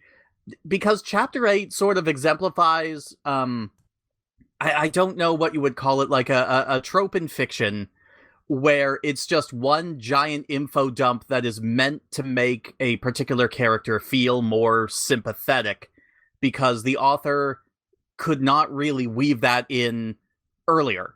Manipulation. It's emotional manipulation. And then that's something that that's sort of something I saw that I think it definitely could have been done better if it had been woven into the story rather than just thrown at us. But at the same time, I still love that chapter, nevertheless, for what it is. But still, I would have liked to see him making a bit more of an effort, a bit more of a build-up to that, just to that dump. More hints that he's actually more than what he is. Yes. Well, go listen to Cygnus do it. It might change your opinion. Yeah. See, that's Cygnus why does I a really like good him job because of bringing in the VA. hidden heart. Cygnus does a really good job of bringing the hidden heart of gold even into the arsehole lines. Which is one of the reasons why I avoided listening to the story before I read it, which I'm going to go and listen to the audio adaptation after this podcast, most likely, but the reason why I tend to avoid listening to readings for fics that we are going to talk about here is because an adaptation can severely change certain aspects of the fic. It can make you see characters in a different light, for example, whereas when you're just reading it, You can form your own opinions. your mind has to filter what the author's intent is. So it to me, that seemed like a better way of sort of preparing myself for the podcast. You're absolutely right. I mean, you couldn't speak more truth. It colored my view. Did indeed. It's funny because I came in from the opposite end. Like, my view was already colored, so I just chose the person I thought fit the reading that I already had of the character. Neighrator, what do you think of Blanche? To be fair, not of Cygnus. God, if a lot of the discussions just turned into like a Cygnus a fan club. This happens He's gonna a love lot, this. and he's not here to tell us to stop this time. So Cygnus is He's awesome, okay. and his writing's awesome too, and everybody should go read it. And Wow, yeah, seriously. So anyway, Blanche, as the as the description, character right? goes, was very good. Chapter 8 in particular. Not too much to add. I think everybody else has said it. Do you like him? He's a mixed bag. Do I like him? I thought the character was written well. The character is very human in that he makes some mistakes sometimes, which I guess is, the sign of a well-written character. He's complex. He doesn't do everything perfectly every time. It's good. I like the character actually. It's one of the things about the fic that I liked best. May I ask a question? You may Go ahead. indeed. Is Blanche a male name across the pond? Because it's No. not here. No, That didn't work with me. Blanche Dubois. That's all I thought. yeah, of. Blanche is I stuck to the reading because Blanche Dubois is the only thing I could think of. Blanche is a French it's a feminine French word. So all I can Yep. think of is the person was thinking Blanche as in like your face blanches when you go really pale. Yeah, maybe. Although we have got a topic for later on about color symbolism, so we'll hold at that. Mami has thoughts about that. Midori? I'll hopefully keep this really brief, my opinion on Blanche here and everything. First, I wanted to say that Blanche, like everybody else said, is a very mixed bag for me. I don't really like him, but I don't really hate him either. He had his ups and downs, and I felt like it was a bit inconsistent. And by the end of the whole thing, I would think that he would have grown more as a character, maybe changed a bit over like the thousands of years, even in the afterlife. But he didn't really do a lot of changing. But I will say that I do appreciate that him and Fluttershy did not end up in a relationship by the end of the story. That was nice. And I think that's something that I really would have enjoyed. Something that I thought of while reading the story was during the final chapter, Blanche mentions that he did have friends. And he did get to see them in the Ever when he passed on to the Ever. So I just got this little side story in my head of him interacting with his friends, going to them for advice on what he should say and do with Fluttershy. That's rather cute, actually. The possibility of a shipfic did not even occur to me, I'll be honest. See, I didn't think of a shipfic either. Like, he is written completely to be unshippable with Fluttershy. And he's physically 17. He's physically so 17, and physically he doesn't even exist. He's just an image. Yeah, he did give up his body. Well, people ship Torio with Sans, and he doesn't have any Where's- means. I'm just saying. Sans is still a physical Where's being. Jim? Blanche is literally just a spirit. No sidetracking. Anyways. Yeah, no sidetracking. No more sidetracking. No, but what my point is, I was just saying on that point that I'm happy that they didn't do anything with him, like being in a potential relationship with Fluttershy. I appreciated that. Drop that subject now. And I just really would have enjoyed Blanche more if he got a little bit more focus for us to like learn more about his character. And I feel like maybe showing him interacting with said friends that he mentions would have been. But then that brings up the concept of the Ever and how much we really want to see of it, because I think like the fic towed the line between how much you should reveal and how much you could conceal when it comes to great mysteries like death and the afterlife. Some revelation, but I think if you go into it too much, then you start to risk alienating the reader by trying to explain something that was not meant to be explained in the course of the story. That is fair. That is a very good point. Like I said, it was just a little silly ideal that I had on the side, and I think that's all that I have to say on the matter. I will point out we've been talking for nearly 2 hours, and we're only on point 6. That's why I was trying to keep my point short. Yeah, should we move on? So, our next point is the main 6 as representations of the stages of grief. Like Twilight as shock, Rainbow Dash as anger/bargaining, Rarity as denial, Pinky as guilt/pain, AJ as acceptance, and does this work? Now, I added this point, and I was thinking in particular, because when I added this, it was just after Fluttershy had told them all that she was going away forever, and their different reactions very much struck me as the different stages of grief. So I'd be interested in hearing what other people have to say about this, because as the story went on, I thought this worked less and less, but definitely in that first instance of her telling them that she is leaving, it very much felt like that was what the author was trying to do, and I thought at that point that the author was trying to make this a much more metaphysical story than it turned out to be. Midori, what do you think? I think that it doesn't work because everybody goes through different, like they go through this in different ways, like you have said, but I don't think that they go through it in one way and only that one way. These characters, it seemed like for a good period of time, were just in whatever that one state of the different stages of grief was. Like they were just kind of stuck in that, and that doesn't work for portrayed a character's reaction to something. For example, Rainbow Dash was always angry, like all the way up until her death. She was still mad that Fluttershy left, and that made no sense to me that she never got past it, that she never went through any of the other stages. So it's just something that kind of irked me a bit. Well, when I made this point, I thought more along the lines of each of the main 6 represented a different stage of grief, rather than they each represented like the 7 stages within themselves. Goombasa? I gotta be honest, I never saw it that way at all. Like, now that you pointed out, I can kind of see it when it first happens when Fluttershy is telling them that she has to go away. But beyond that initial scene, I can't think of another instance where any of them really represent any of the stages of grief. Mami, what do you think? For this question, I'm probably most familiar with Applejack's perspective, specifically because I had to read her lines like over and over again and, play her dying. I kind of read this from the perspective of like her being acceptance, like embodying acceptance, the kind of way that they each embody an element of harmony. And I don't really feel that it works very well for her specifically.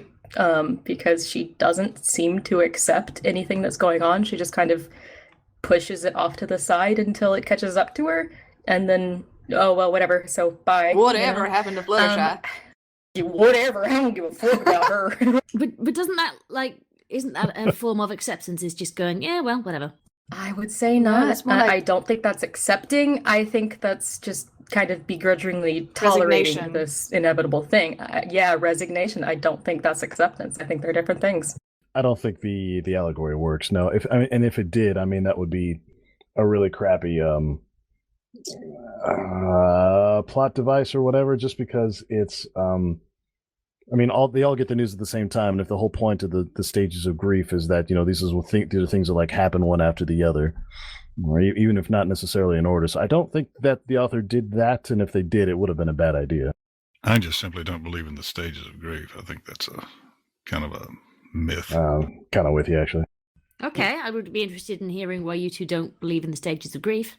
I admit that I'm not as much of a authority on the subject as some others, but from what I've seen of it, it rarely progresses from one to the other, and it flip-flops back and forth. You might go to one stage and then backtrack to another one, so that this idea that it's a completely linear thing that everyone goes through in this order is I think don't that's think so. actually something that was brought up in the original idea of the stages of grief. You don't it was made clear at some point in that person's conception of it that you don't necessarily go through all of them in a set order, and that you can sometimes don't even experience some of them, but that they're simply meant as guideposts, I guess. This is something you might want to expect to happen when you're dealing with grief things, or a couple of these things, Well, I believe that they're all aspects of grief. And there are probably other aspects that aren't mentioned and that sometimes happen at the same time. Like you could experience denial at the same time that you are experiencing bargaining. It's just doesn't make sense to sequence them, in my opinion. And the things I've read also hold up that it's not really very accurate. Luna? I just wanted to add to Illya's point. I've lost a couple of people to terminal illness. So, in a sense, there's preemptive grief there, because the person's dying and you can't do anything about it. So, interestingly enough, that I definitely think they're more like aspects than they are stages, because I can remember distinctly experiencing denial before the death, and then afterward just being in the supposed depression / guilt / pain bit. Well, if we move on to the next point, because this kind of segues quite nicely, the responsibility of writing about death and grieving, that not in every story, otherwise every single emo story about suicide and risk cutting and things would be on this, but there are certain kinds of story, these sort of big idea stories, the very weighty stories, especially in fanfiction, where people are trying to make a point, all capitalized. There is this responsibility of writing about death and grieving in a very particular way, that if you are trying to take it seriously, and especially this story, it does take itself very seriously in how it deals with the ideas of death and grieving. Is there a sense of responsibility towards how that is portrayed? And if so, how does this story manage that? Mami, I'd like to go for you first this time, just completely arbitrarily. Oh, jeez. I have a lot of mixed feelings on how death is handled in this fic in general. I do concede the point that I don't think it needs to go as graphically in depth as it could have. I think it wanted to show a lot of different perspectives on how people approach death, how death itself can be, you know, how it happens, how people feel about it. I'm not sure that the writer handled that as well as could have been done. It's complicated. I have a complicated relationship with death in this fanfic, especially with the introduction of the concept of the ever. I think that death, personally for me, is not handled as well in fiction when you know for sure that there is an afterlife and the afterlife is positive. I think that introducing the ever and fleshing it out as much as it was kind of irresponsible in the handling of death. And the actual death scenes, I mean, we all know how I feel about those, so. Midori, what do you think? I'm not really sure what to say about this, because I don't really have much of an opinion on it. We're on the responsibility of writing about death and grieving here, and like I said, I've lost pets, I've lost people that I was close to, and I don't really want to go into that during this podcast, like talking about those situations. But when it comes to the ideal of portraying death and grieving and the afterlife, like you guys have said countlessly throughout this podcast, everybody has their own way, and that's why I don't really have any faults with how the story goes about doing it, because that's just one person's way of doing it. And like saying that the afterlife is a happy place where you go when you die and everything, and well, writing about it in a way where like that is what happens. Like, sure, this is your story, you're telling a story, if that's how you want to go about doing it, sure, why not? Like, that's nice, sure. But like, is it the way that I would portray it? Maybe not. But I haven't really done anything like that, and like I said, I don't really have an opinion on the matter. It's just, it is what it is for everybody. Goombasa? True, but yeah, Those your final thoughts? Yeah. Honestly, like, I feel like I have thoughts about this, but I'm not really sure how to articulate them. And I kind of feel like this is something that I would want to be absolutely sure of my words if I was going to discuss it. So I'm going to abstain from talking about it, I think. Illya? Well, I think that there's probably, in my opinion, there's probably not a great deal of concern about the responsibility of writing about death, other than not presenting suicide in a glorious light, because that is a dangerous path to tread. I think that there is so much responsibility about death and grieving that is taken up by the world's major religions and mishandled to a great degree, that the influence of a little bit of fanfic is not going to be significant. Mami? I don't think it's necessarily about the broad scope of the influence. I actually genuinely thought you were going to say the broad scrotum then. The broad scrotum of influence that a fanfic has when it talks about death. I think it's more about, this fic obviously has touched a very sensitive point. God, that's not better for a lot of people in this podcast, where we've all experienced something personally with this subject. And in reading this fic, you know, some of us got very emotional because of that. And I think that influence is something to be taken kind of seriously when you're writing about serious subject matter, even if it's not something that could like encourage someone through fantasy the way that writing about suicide sometimes can. I would even argue that maybe in writing death as such like an immediately accepted, almost kind of blasé thing, the way it's written here, that can have a negative influence on some people, because survival instinct and like the drive to fight death can be a very powerful thing if you're in a life or death situation. And I don't see that portrayed a lot in this fic, especially in instances where it really should have been, like with Little Mint, someone who has a lot to live for, who doesn't understand what's about to happen, or shouldn't, given how young that she is. No, I agree with you. I think I said before that I have my own relationship with death, and I'm willing to talk about it just because I have before now. That it's quite well documented on my channel. That when I wrote this point, the responsibility of writing about death and grieving, part of it was the idea of the responsibility of writing about death and the acceptance of death and the glorification and idealization of death. But mainly what I was thinking was the idea of writing about grieving and about knowing you're going to die and how you portray that in a way that I'm in kind of a rarefied position that I often get messages from people saying that they get a lot of comfort from the fandom works that I produce. So I do feel a sense of responsibility about what I release in that sense. That I can release like silly, saucy comedies and silly little shipfics and things like that.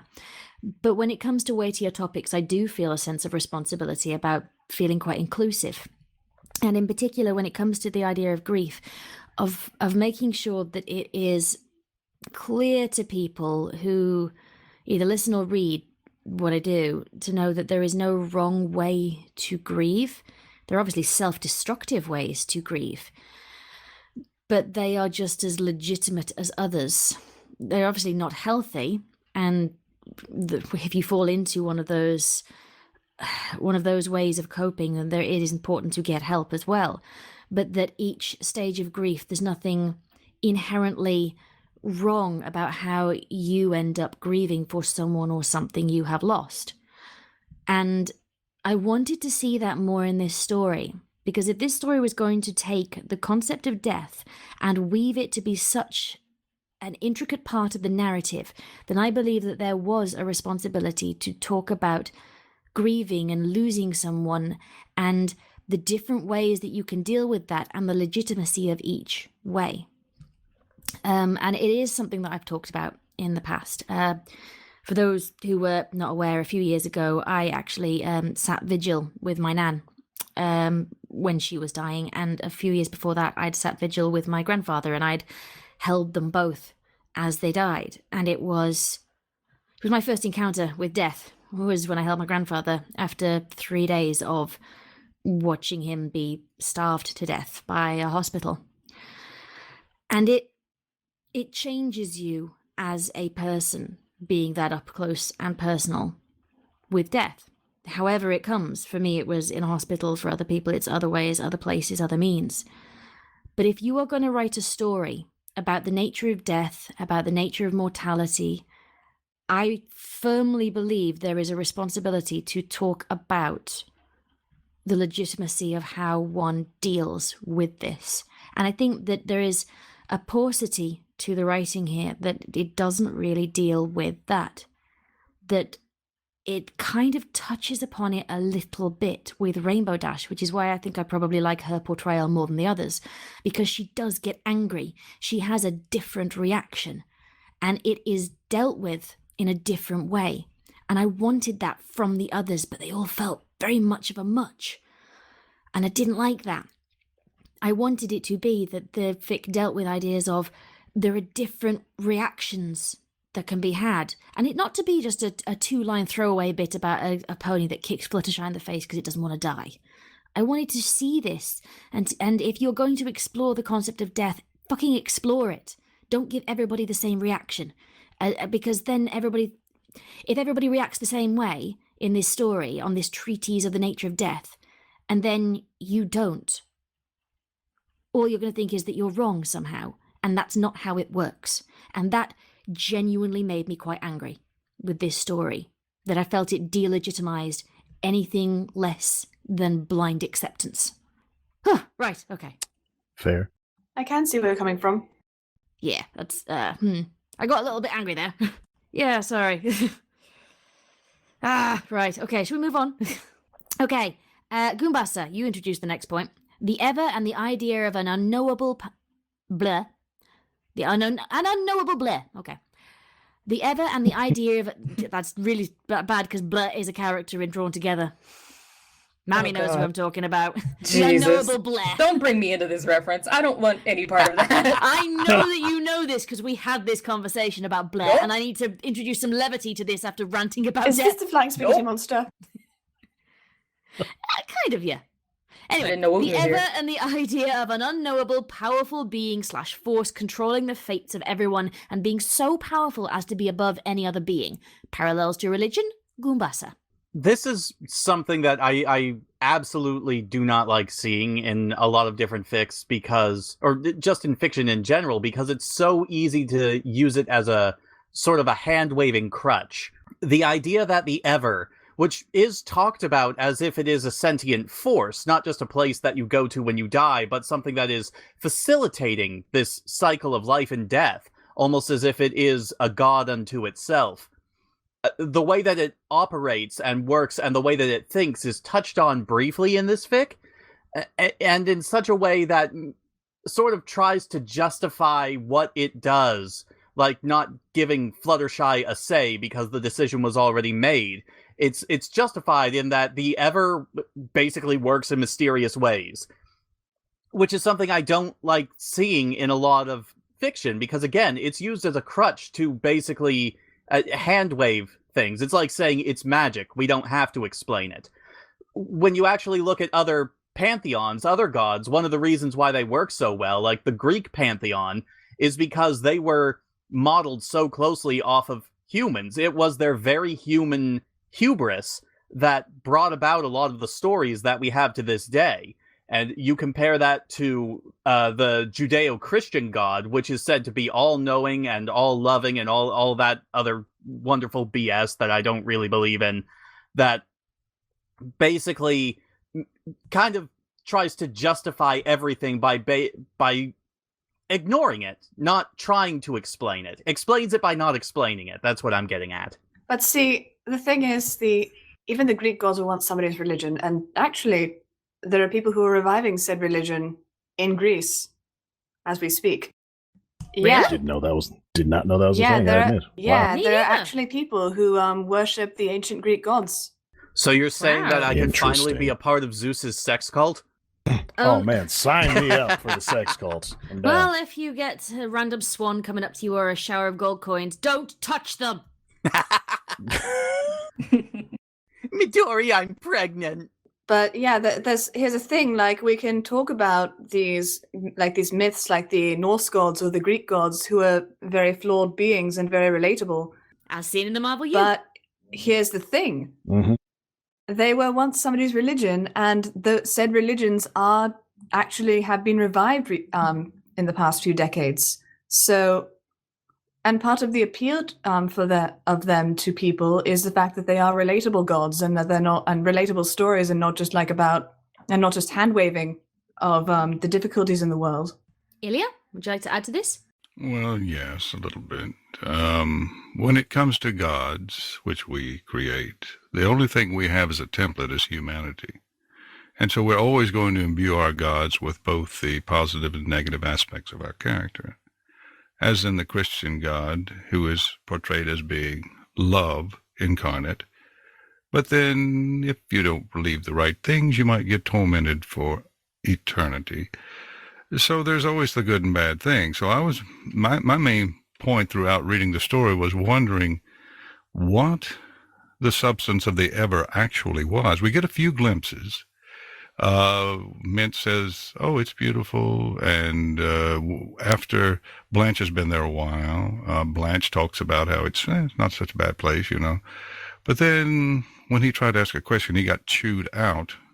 And Celestia was obviously disconcerted by the whole affair. I think there might be some pretty sinister aspects to the Ever. I even went so far as to muse that the author might have named it that on purpose, in attempting to insinuate that there is one place in Equestria where the Ever is allowed a reign of its own, and that would be the Ever Free. So it could...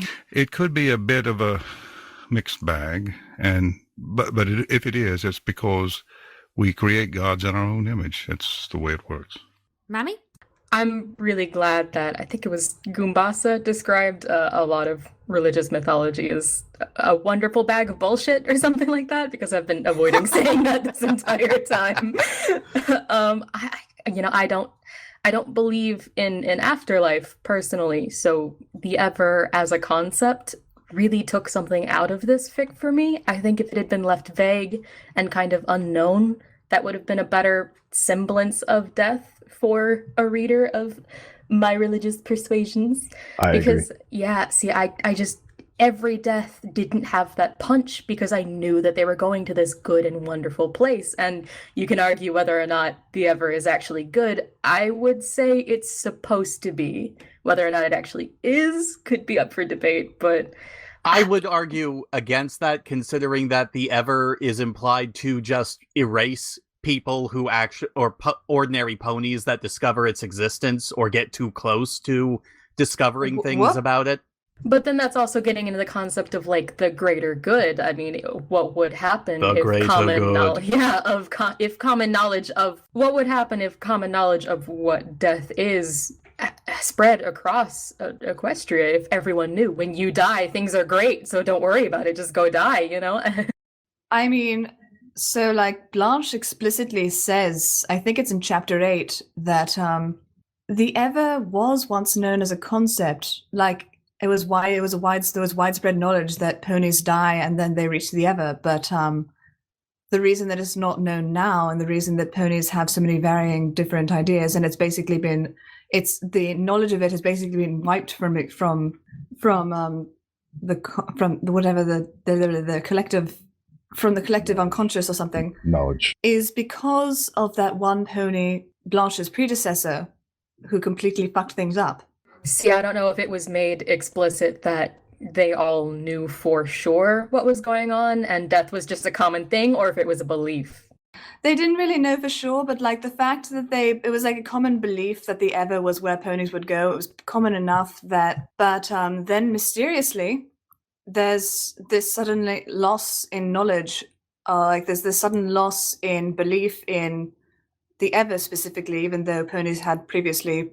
Like it was basically said that the Ever was not necessarily widely known, but it was believed in to a wide extent. And something happened when Kiwi Swirl took on the role of death that I guess caused, or the Ever decided to respond with, or something happened to erase it from the common milieu.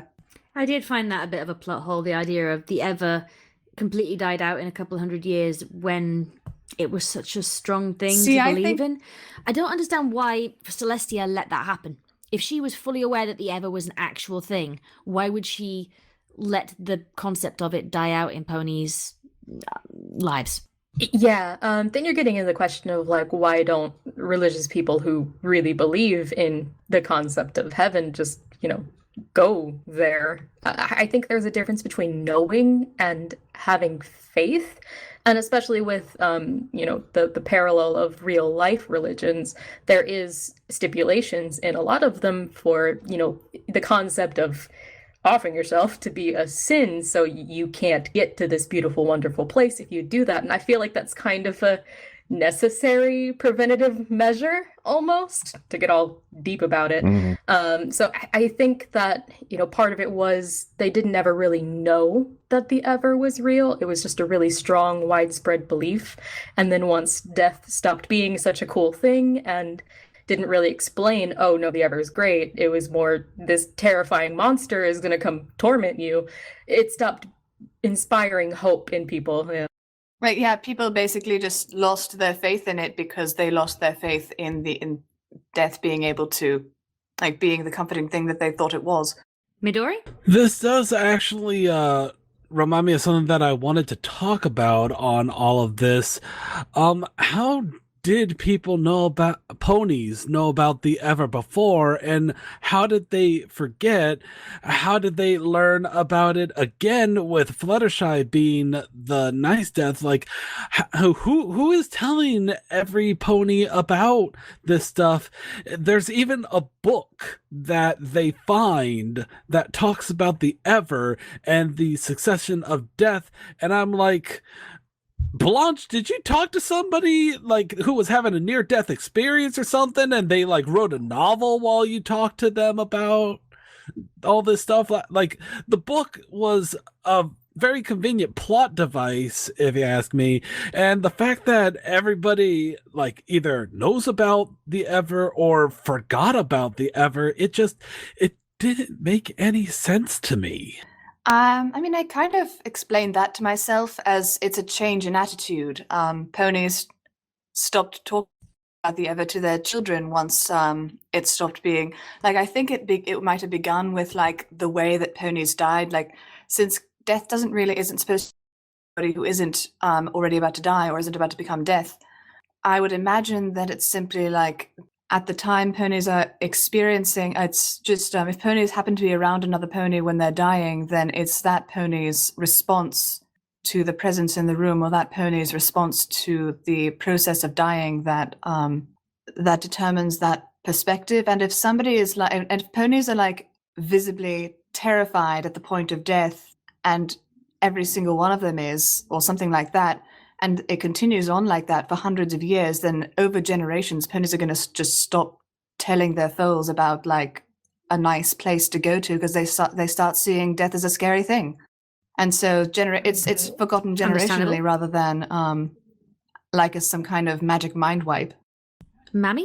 But it is still told specifically to like school children as a story. So I guess it could be introduced as a kind of mythos instead of a religion. Like, yeah. But it is still introduced to children.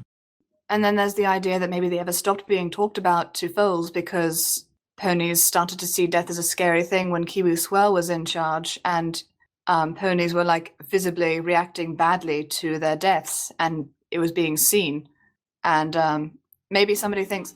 For context, for those who are listening to this podcast before the fic, which why would you? But if you are here, I do this. I watch analysis of things I have never consumed myself. But Kiwi Swirl was Blanche's predecessor, who was so embittered by the idea of being death and being prevented his entry to the Ever that he started mistreating ponies whose souls he was reaping.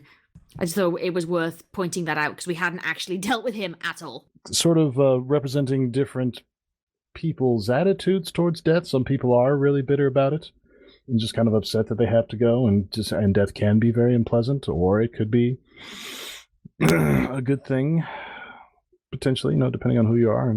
Well, the interesting thing about Kiwi Swirl is that he was actually somebody who was prepared and willing to accept death. He was rather like Old Bones in that respect. The reason that he was embittered about becoming death was because he felt as though that his natural end of his lifespan had been snatched away from him. Do we want to go on? Because I'm conscious of the time. time. Yeah, let's go on. Well, this is the irrevocable change. The inevitability of change. Yeah. Oh, fuck you all. Illuminati. There it is. It's not a rubber podcast unless I told you all to fuck off. Mami, you have been brought into the fold now. Fuck you too. Great. I don't think my girlfriend's going to be happy about that. Oh, no. That's so sweet.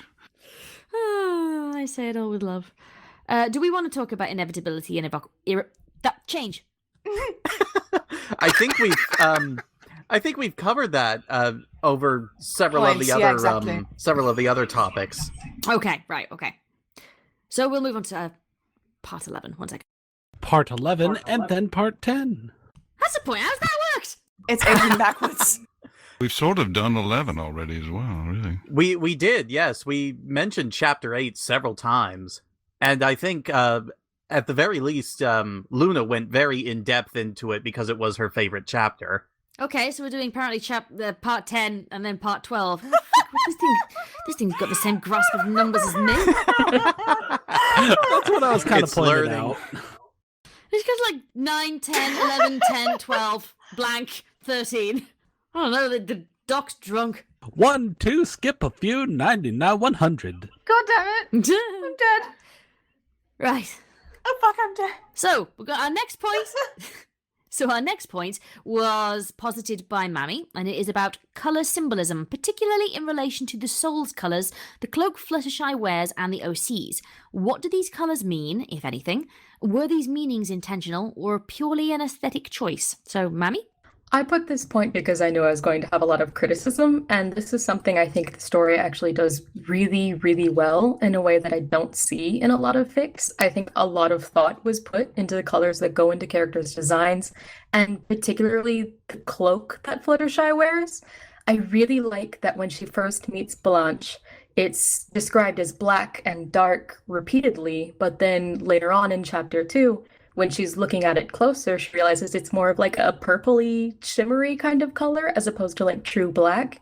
And I think that's a really good analogy for death itself in the fanfic and in how she takes on the mantle of death. You know, at first it seems very grim and dark, and there's this theme of black and white throughout the fic, especially in Blanche's design. He's described as being black and white, but having golden eyes, you know, that heart of gold in his eyes. And I think it develops into this kind of warmer and softer and dreamier color in the fabric as she looks at it. And the more she experiences being death and being near death, the more she becomes kind of endeared by the concept and glad that she's taken up that mantle. So I was curious to see if anyone else picked up on that or what their thoughts on what some of the color choices could mean would be. I did pick up on the fact that Blanche, simply because it's a female name, there must be some significance to his name and the fact that he was a very pale pony. I thought it was literally just a reference to the pale pony of death. Like, That's what I thought also. Yeah, I just thought it was a reference to the pale horse. But I did wonder if Kiwi Swirl was significant in some way to being green, maybe green with envy of those who get to go on beyond him. But that was... Could be. It was a tenuous link. And also just his name, Kiwi, I couldn't... Whenever I heard the name Kiwi, I was thinking Purple Black Kiwi, the porn artist. Which... He draws stuff that's not porn. I know, but he spent all of BronyCon just drawing OCs in Flagrante. When you add swirl in there, it really goes for it. Exactly. It's like, Kiwi, you are now part of our podcast, albeit inadvertently, because you are apparently the grumpy pony of death. That's a different kind of painful death. Yeah. Although there are worse ways to go. But, I mean, there are better ways to go too. I wouldn't want anyone to find my body like that. Yeah, Neighrator, your little mouth flashed there, so you'll get to take the next one on this. Nothing to add, as a matter of fact. Yeah, just Coward. Might have. Yeah, all right, fine. It might have been deliberate, or it might have just been completely coincidental. Luna? I'm definitely not an artist. I'm definitely more of an auditory person, clearly, because I didn't really see the color symbolism as much. I kind of sort of come to think of it. Blanche mentions that when he was younger, he thought of everything as cut and dry, aka black and white, and only later developed his hidden heart of gold and realized that there's more to the world than what he had thought it was as a teenager. That really didn't occur to me in his design, but I can see, I definitely see the whole thing with Kiwi Swirl's green mane, because I don't think of purple black kiwi. I think of like the deep, dull green of a kiwi, like an actual kiwi. So death is a small, fuzzy fruit. Or a pear, depending. True. Like, okay, so I'm seeing... Because I am literally just imagining an actual kiwi fruit in a death stroke right now. Turning up with like an asparagus scythe. Okay, so the name Kiwi Swirl, I looked up Kiwi Swirl ice cream, and what came up was ice cream. And Kiwi Swirl ice cream is just like this dull green and white vanilla. That seemed very odd to me because Kiwi Swirl is ice cream, and ice cream is cold, and as death, he was very cold. It's particularly odd to me if you try to think of it from a symbolic perspective. I've been trying to work this out for over a year now, so I haven't made any headway regarding the symbolism of Kiwi Swirl's name, because he was a farmer pony. So you'd think, why does he have the name Kiwi Swirl if it's not just a reference to his appearance? Because normally ponies have names that have something to do with their special talent, and if he's a farmer, then is he a kiwi farmer, or what's going on there? Or is he a dairy farmer who makes ice cream? What the fuck's going on? He's a piece of shit. There's that. Well, in which case, shouldn't he have been named, like, I don't know, Fauna Chocolate or something? No, see, but like I see him as okay. So, and he also ripped out his own eyes. So, like, I just see him as like this. Can I just say, I actually really like that visual, just from a grimdark perspective. The idea that Death turns up and there's just bloody gashes where his eyes should be. Bloody eye sockets. Yeah, it's just. I actually see him as like being. I see him in a green and black thing, like sort of like his entire. So you said that, and I just imagine Midori in a cloak. God damn it! No, like that. No, not like Midori green. More like dull green, like maybe deep kiwi green, or like. But yeah, the basic idea I thought was okay. So he's basically a green kayako with black eye sockets, and apart from Blanche, he's probably the only thing in the fic that's truly got anything black to him. In that case, if that really is what's going on. Mami? I'm really glad that you brought up the point of him, like, gouging out his own eyes, and the point that Blanche does at one point. Every time I say Blanche, I think of the Golden Girls. That he does at one point. Oh, I'd forgotten about that. God, that's now I need to go and watch them. Oh my God, sorry, I had such a crush. Not on Blanche. Oh, my lesbian awakening. No. I forget her name. What's the name of the actress who played the main character? The very deep voice. Shit. B. Arthur. I had such a fucking crush on B. Arthur. Oh. Yeah, but there is a part, I think it's in chapter 8, where Blanche says he doesn't think in grays. So that's part of why I think that this is a very intentional design choice of making him this black and white character with this very striking gold color for his eyes, is he's supposed to be, I think, in black and white. You're either cold or you're hot. You know, he's so back and forth, that nice guy persona, but then you get to the heart of him and he's actually really sweet. And his eye color not being black and white kind of foreshadows that he does actually see the good in the world, and he keeps reiterating the ever is good and all that. Whereas with what the fuck was his name? Shit Swirls, Kiwi Swirls. Shit Swirls. Shit Swirls, that's it, that's his name. Shit Swirls. Shit Swirls gouges out his own eyes, and then all he can see is, darkness, literally. But also, if you were to look at him, all you would see are like these black pits where eyes should be. So all he sees is the dark of dark and light. So I thought that's part of why I think there must have been thought put into each of these colors. And the fact that Little Mint in her scene, everything is described as like a sickly green or an off yellow, that kind of incites a nervous feeling in the reader. So I think there's a lot of attention to these color details that I was curious to see if anyone else would pick up on. When you brought up the fact that nothing that Fluttershy, like nothing in Fluttershy's story, in the story of the Killed Hand of Mercy, is actually black and white. Like Blanche has a black and white body, but he's actually got color hidden deep down inside him. And the cloak itself is not really black. It just looks black from a distance, but it's actually up close. You can tell that it's a nice, soft, deep purple. Kiwi is the only person in the entire story who's just described with blackness, either implied or stated outright, indicating that there was some kind of evil to him. His response to death and being death was so extreme that he decided to make death an extremely terrifying thing for everyone else, and thus the whole. I'm trying to verbalize this, and it's not coming out. I'll give it to Mami again.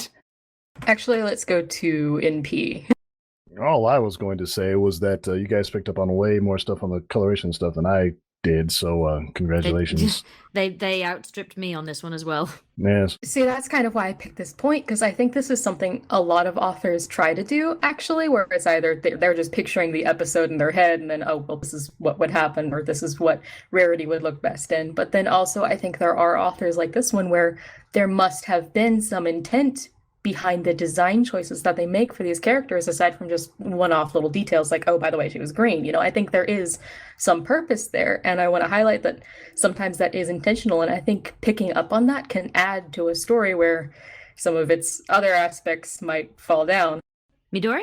I do want to say I hadn't, like a lot of people here, I didn't even think about the color symbolism, and I can appreciate you bringing it up and everything because it's definitely something that I wouldn't have thought about otherwise. Otherwise, I just would have read it without thinking about it. Sure, it might come off as a bit artsy fartsy in retrospect, like, oh, well, yeah, I guess that was a thing, but it is definitely super interesting.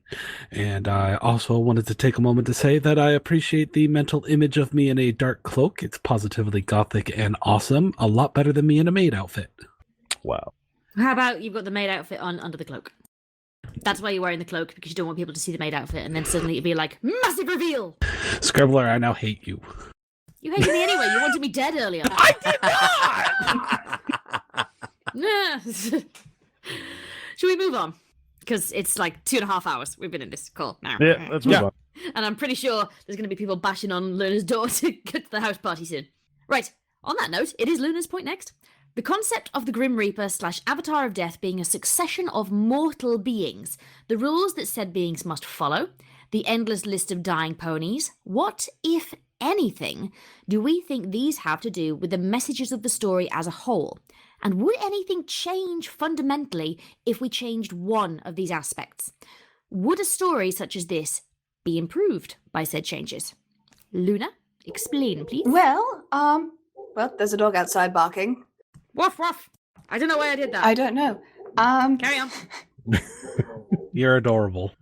I like dogs. I don't know. Actually, this was when the very first time I read this fic, this was actually the biggest thing that niggled at me, because I found like the list. I've read a ton of stories about death, go figure, and about being dead, like about personifications of death, and I've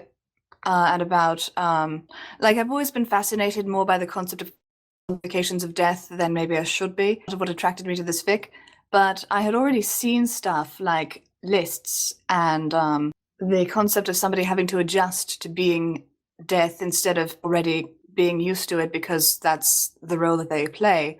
I think because of the nature of this fic, from the perspective of somebody who's read and consumed a lot of media about this sort of thing, the thing about somebody having to adjust to becoming death and basically being traumatized by it for a large part of it's not played as somebody already being said creature. It's from the perspective of somebody who has to become and fall into that role.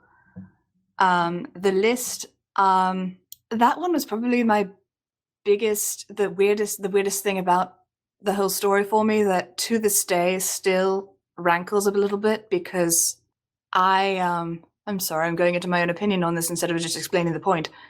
No, that's exactly what we're meant to do. It's a review. Yeah, that's true.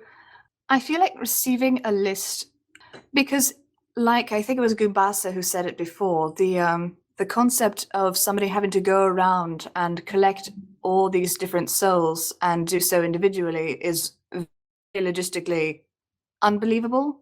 So like having a list of characters who then having that list to go see sort of brings that point home. And I think it really only works if there's like, as in Terry Pratchett's Discworld series, death is only really going to see specific people to keep the cycle moving, and then everything else just moves along on its own.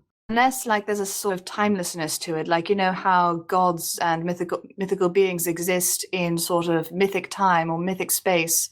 They don't experience time and space the same way we do, and so they can go and be in multiple places at once from our perspective, which was something that I saw in a comic called Death in the Maiden, that where Death was actually only a teenager because he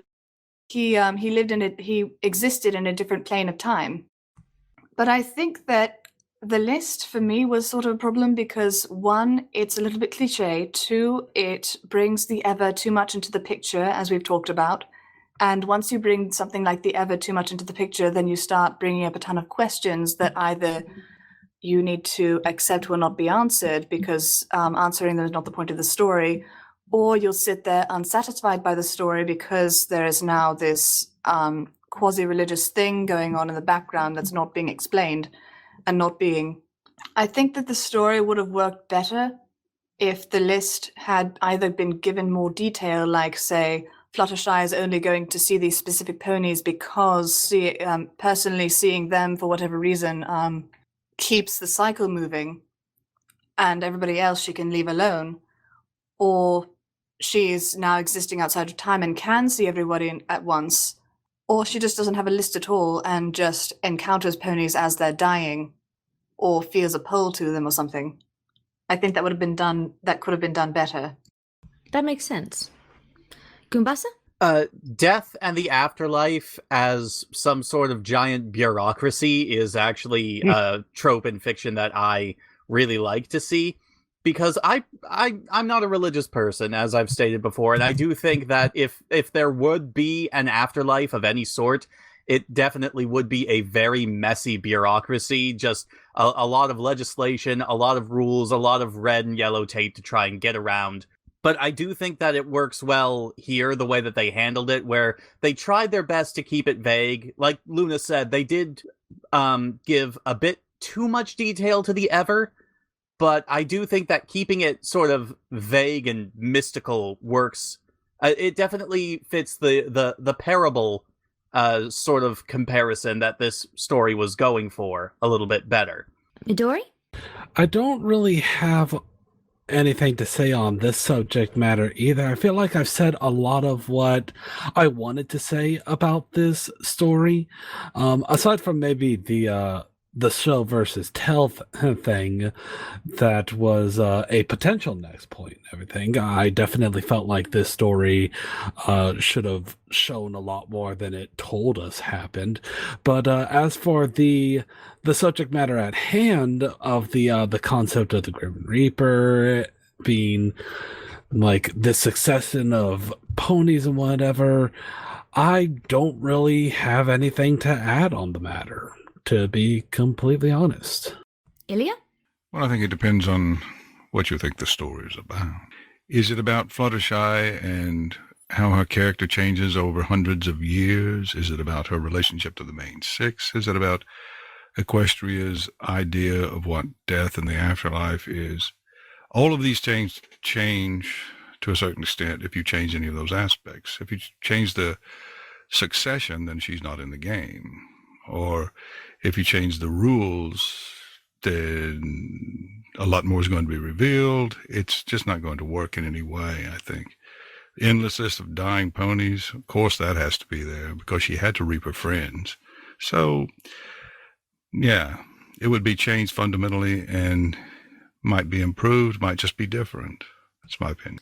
I have a lot of issues with how death is portrayed in this fic and specifically how it functions, and I think they can all be summed up by the question of, if we know for a fact that Blanche is introduced as having to take Hector's soul, a rabbit's soul, so this list is in charge of animals, why don't we see Fluttershy killing her animal friends? I wanted to bring that up before, yes. Hector is the only rabbit that we see. Apart from... Wait, no, there's also Angel Bunny. Also Angel. I suppose, but he was more of a voluntary sacrifice rather than... Well, that's another point we have to make. It was a sacrifice, but he still has to be reaped, doesn't he? Stupid sacrifice. Yeah, but in which case yeah. I bring it back to Fluttershy having to lose animals before. Maybe it's just she didn't see them as important, but that doesn't seem in character for her. I don't know. Especially considering how she treats Hector, whom she's never met before. Yeah, I get the feeling that if Blanche was going to turn up that way, then, I don't know, Fluttershy should have been with a relative or someone. I think the only reason that it was Hector, maybe, is because I guess he, oh god, he says it's fortuitous, but what if it was planned? In which case, Blanche just continues to be a... Unless it's the Ever that sent him to collect Hector as a convenient sort of way for him to have an opening to talk to Fluttershy. Illya? That whole idea of the sacrifice is a little problematic anyway. I don't understand why she has to give up her rabbit. She's not going to be there for rabbit anyway. Angel's going to go, and she's not going to be there for Angel, so what's the difference, really? And this idea that Blanche had to give up his corporeal body, well, So did Fluttershy. She walks in a room, nobody. No, not really. He gave up like his physical form, so he couldn't touch things. But Fluttershy merely gives up her. Are you saying he can't open her doors? existence Is that on what you're saying? Yeah, he can't open doors. He goes through them. He goes through everything. And Fluttershy can. I think that there should have been a scene or something where, like, where Blanche is like trying to eat or something and can't, and he's like envying Fluttershy being able to still taste things, or something that shows a difference between the two of them. I don't see the point of this point plot. It just seems like thrown in. Drama. My problem with it is like, okay, so you have to give up something that ties you to the material plane, basically. But like everything. First of all, it like you have to. The idea behind it is you're supposed to do it in order to cut off your emotional connection to life, so that you can then become death. But my problem with it is that, in a way, grief for that thing ties you even more to Earth than not having it. Just having it there, present. In a way, grief for not having it, I guess, could in some people be stronger than the fear of losing it. I think it was a little weak, just being. I thought it was just unnecessary. And like, I wanted to explore it. And that's another thing I wanted to explore in like my own writings, maybe by having somebody give up their memory of somebody that they loved so that they didn't have to feel the pain of losing them. If the idea is to cut off your emotional connection with the world, then why would you recruit one of the world's most emotional ponies? There's that. Yep. Because those emotions tend toward compassion. Because manipulation of the reader. Yeah, more on Scribbler's side. I mean, if she's the element of kindness, she should have given up her empathy. Yeah. Oh, God. That would have totally changed this story. That would have changed the fic a lot, yeah. I think that there was a story I read. There was a book that I read years ago called The Iron King, and it was part of the Iron Fae series. And within this story, this character finds that her father has been stolen away by the fairies, and the only way to get him back is that she has to give up a memory, and she can't choose which memory it is. And this Baba Yaga type character chooses the memories of her dead mother, and she therefore forgets completely that her mother even exists. Very O. Henry. Sort of. And no, in fact, it wasn't her mother, it was her father. So she saved him but couldn't remember who he was.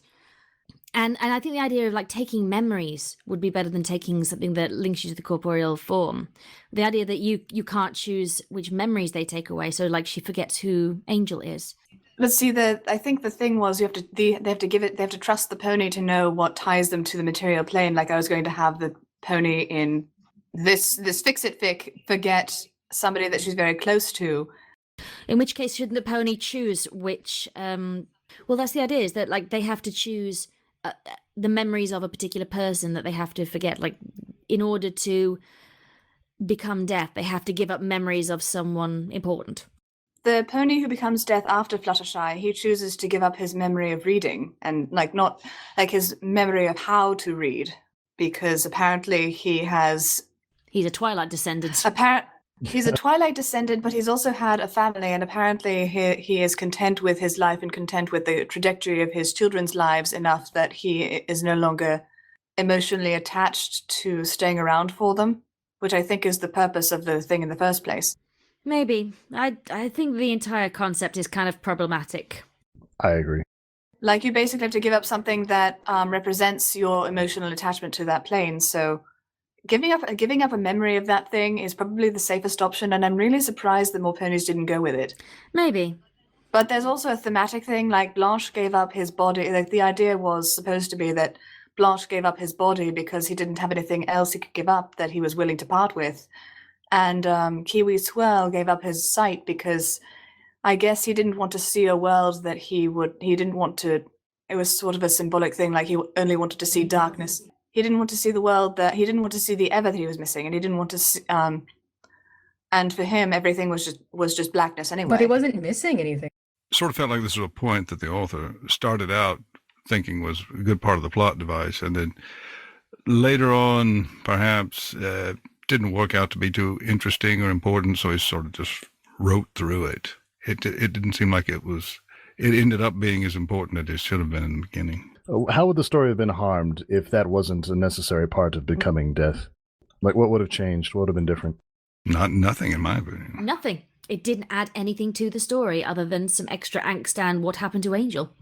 I agree. What happened to all of her animal friends? And I mean, there's also the hindsight symbolism of Kiwi Swirl having black eyes, but that's another thing. Well, you could still write around that, the idea that he didn't want to see the Ever that he was missing. That's enough for him to gouge out his own eyes and show his bitterness. Yeah, true. Like, it does seem like Illya said, it seems like something that the author wrote through rather than wrote with. I don't know, it does seem quite arbitrary, and if you're going to write in something that's seemingly arbitrary, it better turn out to not be later on. Like, I don't know, Chekhov's Dead Rabbit. Chekhov's Dead Rabbit. Wow. God. Tell me I'm wrong. Yeah, I can't. I'm just glad it was Angel. I hate that little rabbit. Angel can be written well, just the show tends not to do it. Okay, our very last point then is show versus tell. And I'm going to go right ahead and take the first on this one. I think this is very, very telly-fic, and I fucking hated it. I think that there is a balance between show and tell, and this fic did not get it right.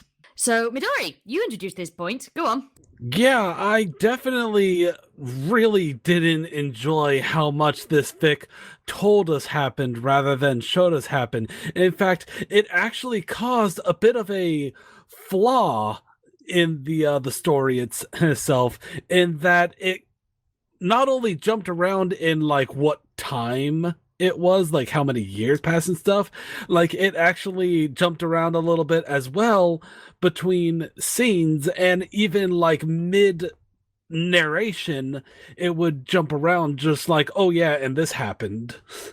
Like it bothered me quite often. Like I actually made several notes of several examples of this happening throughout the story, and I just thought to myself, why don't you have the characters even talk? Why don't you describe what's going on? You just said that it happened, and that's a big flaw that I found in a lot of the story. It felt rushed because of this on several points.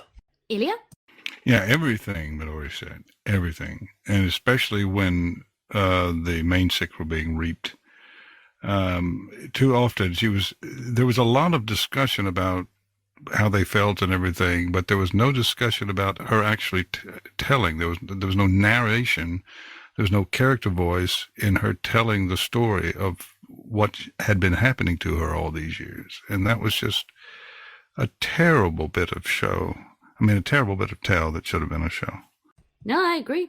You mean the bits where, like, after they died, where it explained, oh, hey, this is how their life went? Well, actually, when Fluttershy would appear to the main six in order to take their souls, I mean, there was a lot of description about the point leading up to it, and there was quite a bit of description about what happened after she told them she was deaf. But that moment of reveal, when she gets to explain, that was missing Fucking every time.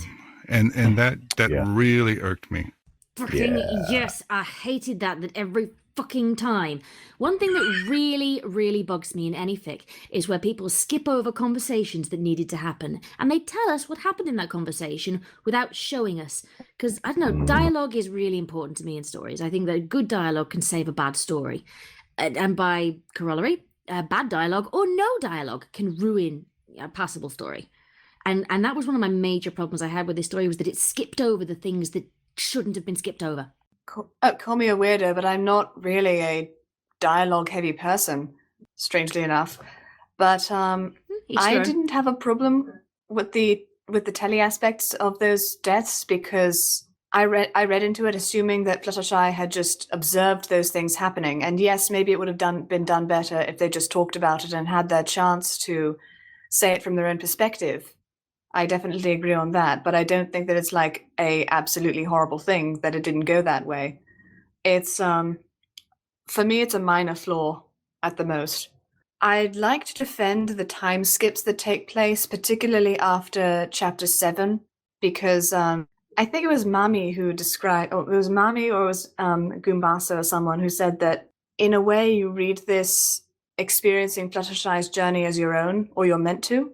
So the narrative sort of skips over a lot of the deaths that she takes on later on, because we are meant to, as she does, not experience each death that she witnesses and is party to as bearing as much weight as the first several that she took care of, and the deaths of her friends either.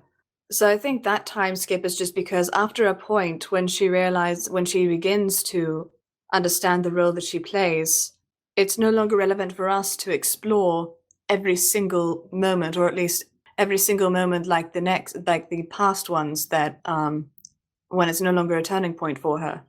Everything in the story is everything that's put into the story is meant to be a turning point for Fluttershy particularly. Mami? I think this suffers a lot from having kind of a confused perspective and being entirely too short for the amount of what it wants to say, so it winds up just blurting it out a lot of the time. I think if this had been maybe like double its length, as weird as that is to say, I know usually the rule of thumb is, 10,000 words or 10,000 more or less, whatever.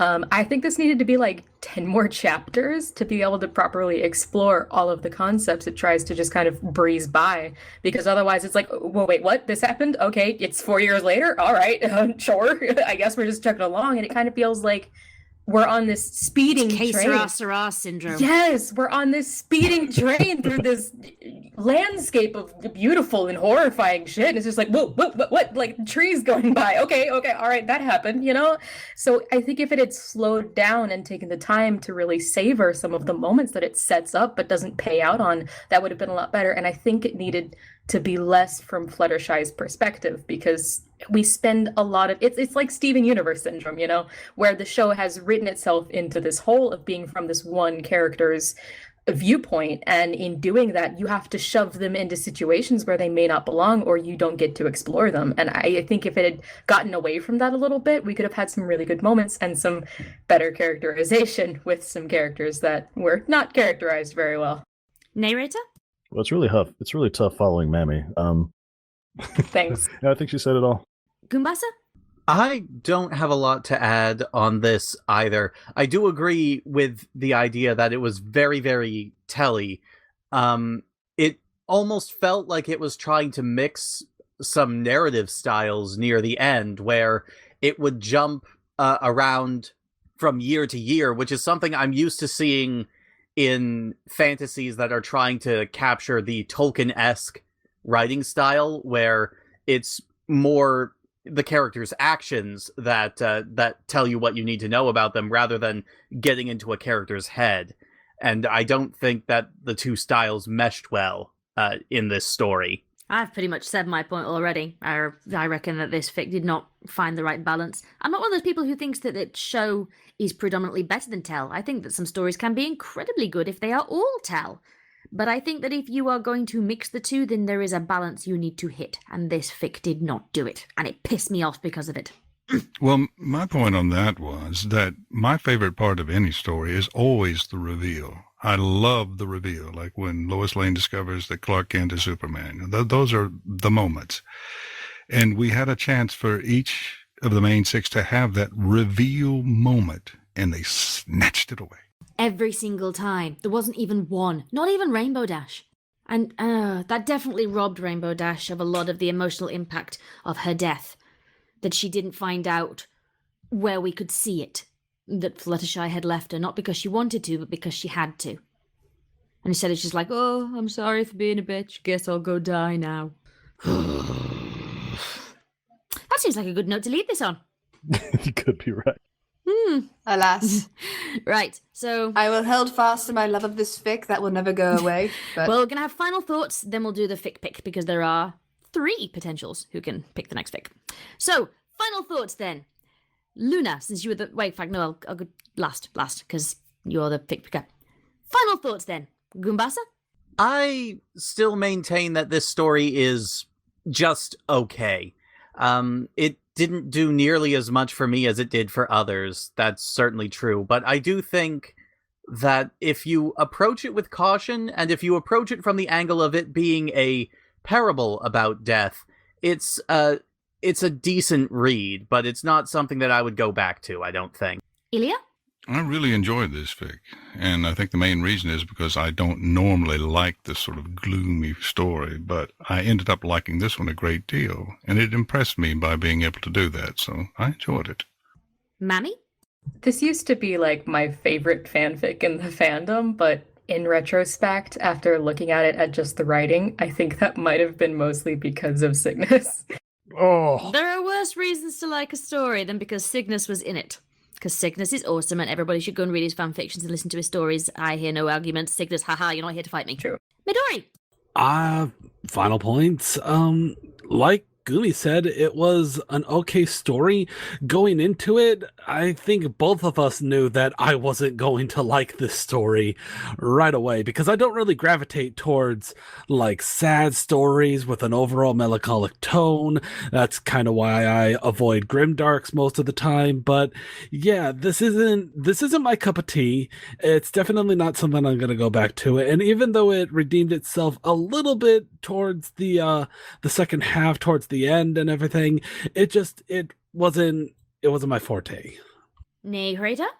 Don't know why I said your name like that, sorry. Friendship over. In terms of the fic itself, it was sort of fair to middle of the pack. I definitely didn't enjoy it as much as some other people, but I would still, in spite of its flaws, I would say it's still worth reading. I'll take that back. It's worth listening to because then you get to hear Cygnus's voice, and apparently that's, the whole reason people... What was the description your wife had about Cygnus's voice? What was the description your wife had? Oh, I don't know. Ask Cygnus himself. He saved it. I'd have to pull that up at some point. Something's... It was something like chocolate and velvet or silk or something. She had Something a very like that. sensual way of describing his voice, and made us all go, wow. I want to add something to that. Go ahead, Illya. We haven't spoken about Luna's reading of the story. Luna, you impress me as being one of the best female narrators I've ever heard, commercially or otherwise. And that added a great deal to it as well. It's a fantastic fic reading, so she should be Definitely. congratulated. Great job with the music, by the way, I meant to say. Yeah. Stop whinging. We are complimenting you. That was the word. We are complimenting you, and this is what you did to Cygnus, so now you know what he feels like. But yeah, you done good, girl. So, Yes, everyone go yeah. listen to the fic reading. On that note, Luna, what's your final thoughts? I still love this fic. I do appreciate the new perspectives that people have brought to it. I think that everybody has a valid point for it. I maintain all of my opinions that I had of it before we did the discussion, and I don't want to plug myself, but I did do the fic reading in light of my love of the story, and I hope that if you do decide to go listen to it, that love shines through and maybe touches you too. For my part, it's okay. The fic reading makes this better. If this was something I had to just read for myself, I probably would have not liked it quite so much. And I didn't particularly like it, which says something. But my reasons for not liking it are entirely my own. And I think that that's going to be the theme for anybody else wanting to read it, that you will get out of it what your own personal frame of reference brings What to you it. put in. Yeah. It's definitely something, it's definitely a story that your own particular lens of experience will affect how you interpret and your level of enjoyment for this story. More so than any other one I think we've covered. Right, so we're on to fic picking for next time. I'm going to spin the wheel. It is between Midori, Mami, and Illya. So I hope all three of you brought stories ready for us to pick for next time if you get picked. Pick. It's spinning. It's spinning. It's spinning. Oh, I'm on the edge of my seat. Illya! Ooh. It is Illya for next time. Yay. So Well, Illya, I what do story have- would you like? I do have one picked out that I'd like to do. And in the vein of doing one that you've already read and recorded, I would like a review of Relinquish the Sun by Error 732. Now, I read this story originally because it had dragon voices, and I really enjoyed doing it, but it has a lot of problems. And what I want to do is hear what everyone's version of those problems are. All right. Okay, that it's the first one in a while we've had which hasn't been something that someone universally likes. So this is going to be interesting. We're continuing the trend of ripping fics to shreds. No, I don't think we ripped this one to shreds. Yeah, this one got a We pretty didn't fair really rip treatment. this fic to shreds. We merely gave our own opinions on it, which were wide and varied and beautiful. And last time, we generally liked dance. So we've tempered ourselves somewhat. I mean, Poor this was not. Bonafide. I don't think that this. Poor Bonafide. As we said, nobody really had. True.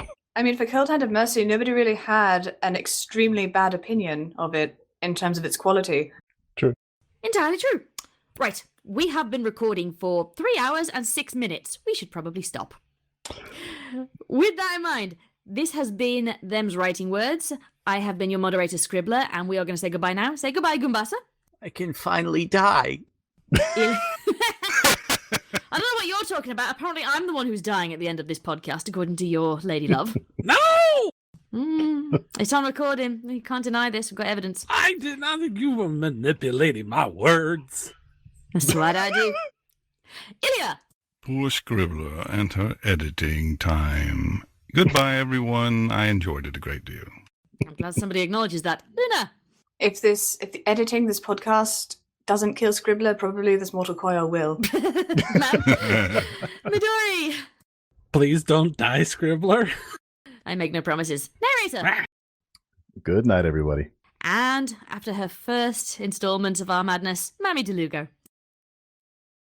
Oh crap, no, I'm not the one who died. Mami died. Oh no! Seriously, Mami, where are you? This is literally the very last thing we have to do in this podcast is to do the sign Mommy, off, and are you she's there? died. She's gone Mami, away. can you hear me? Am I here? Am I back from the? I'm the one who You're back. died. Jesus, like it was totally freaked out on me. Like you were all fading in and out. I felt like I was losing my grasp on life. Goodbye home. The timing was impeccable, just so good. Little bits coming for me. Nothing! We had nothing from you! God, no. All right, thanks for having me. Bye. I'm hungry. Okay. That seems a good note to leave this on. Bye-bye, everybody. Bye! Goodbye. Bye. Bye to each other. Good night. We're off now. We're going... It's too late for this. Bye, everybody. Bye. Join us for dragons and ripping more shit to shreds. Bye.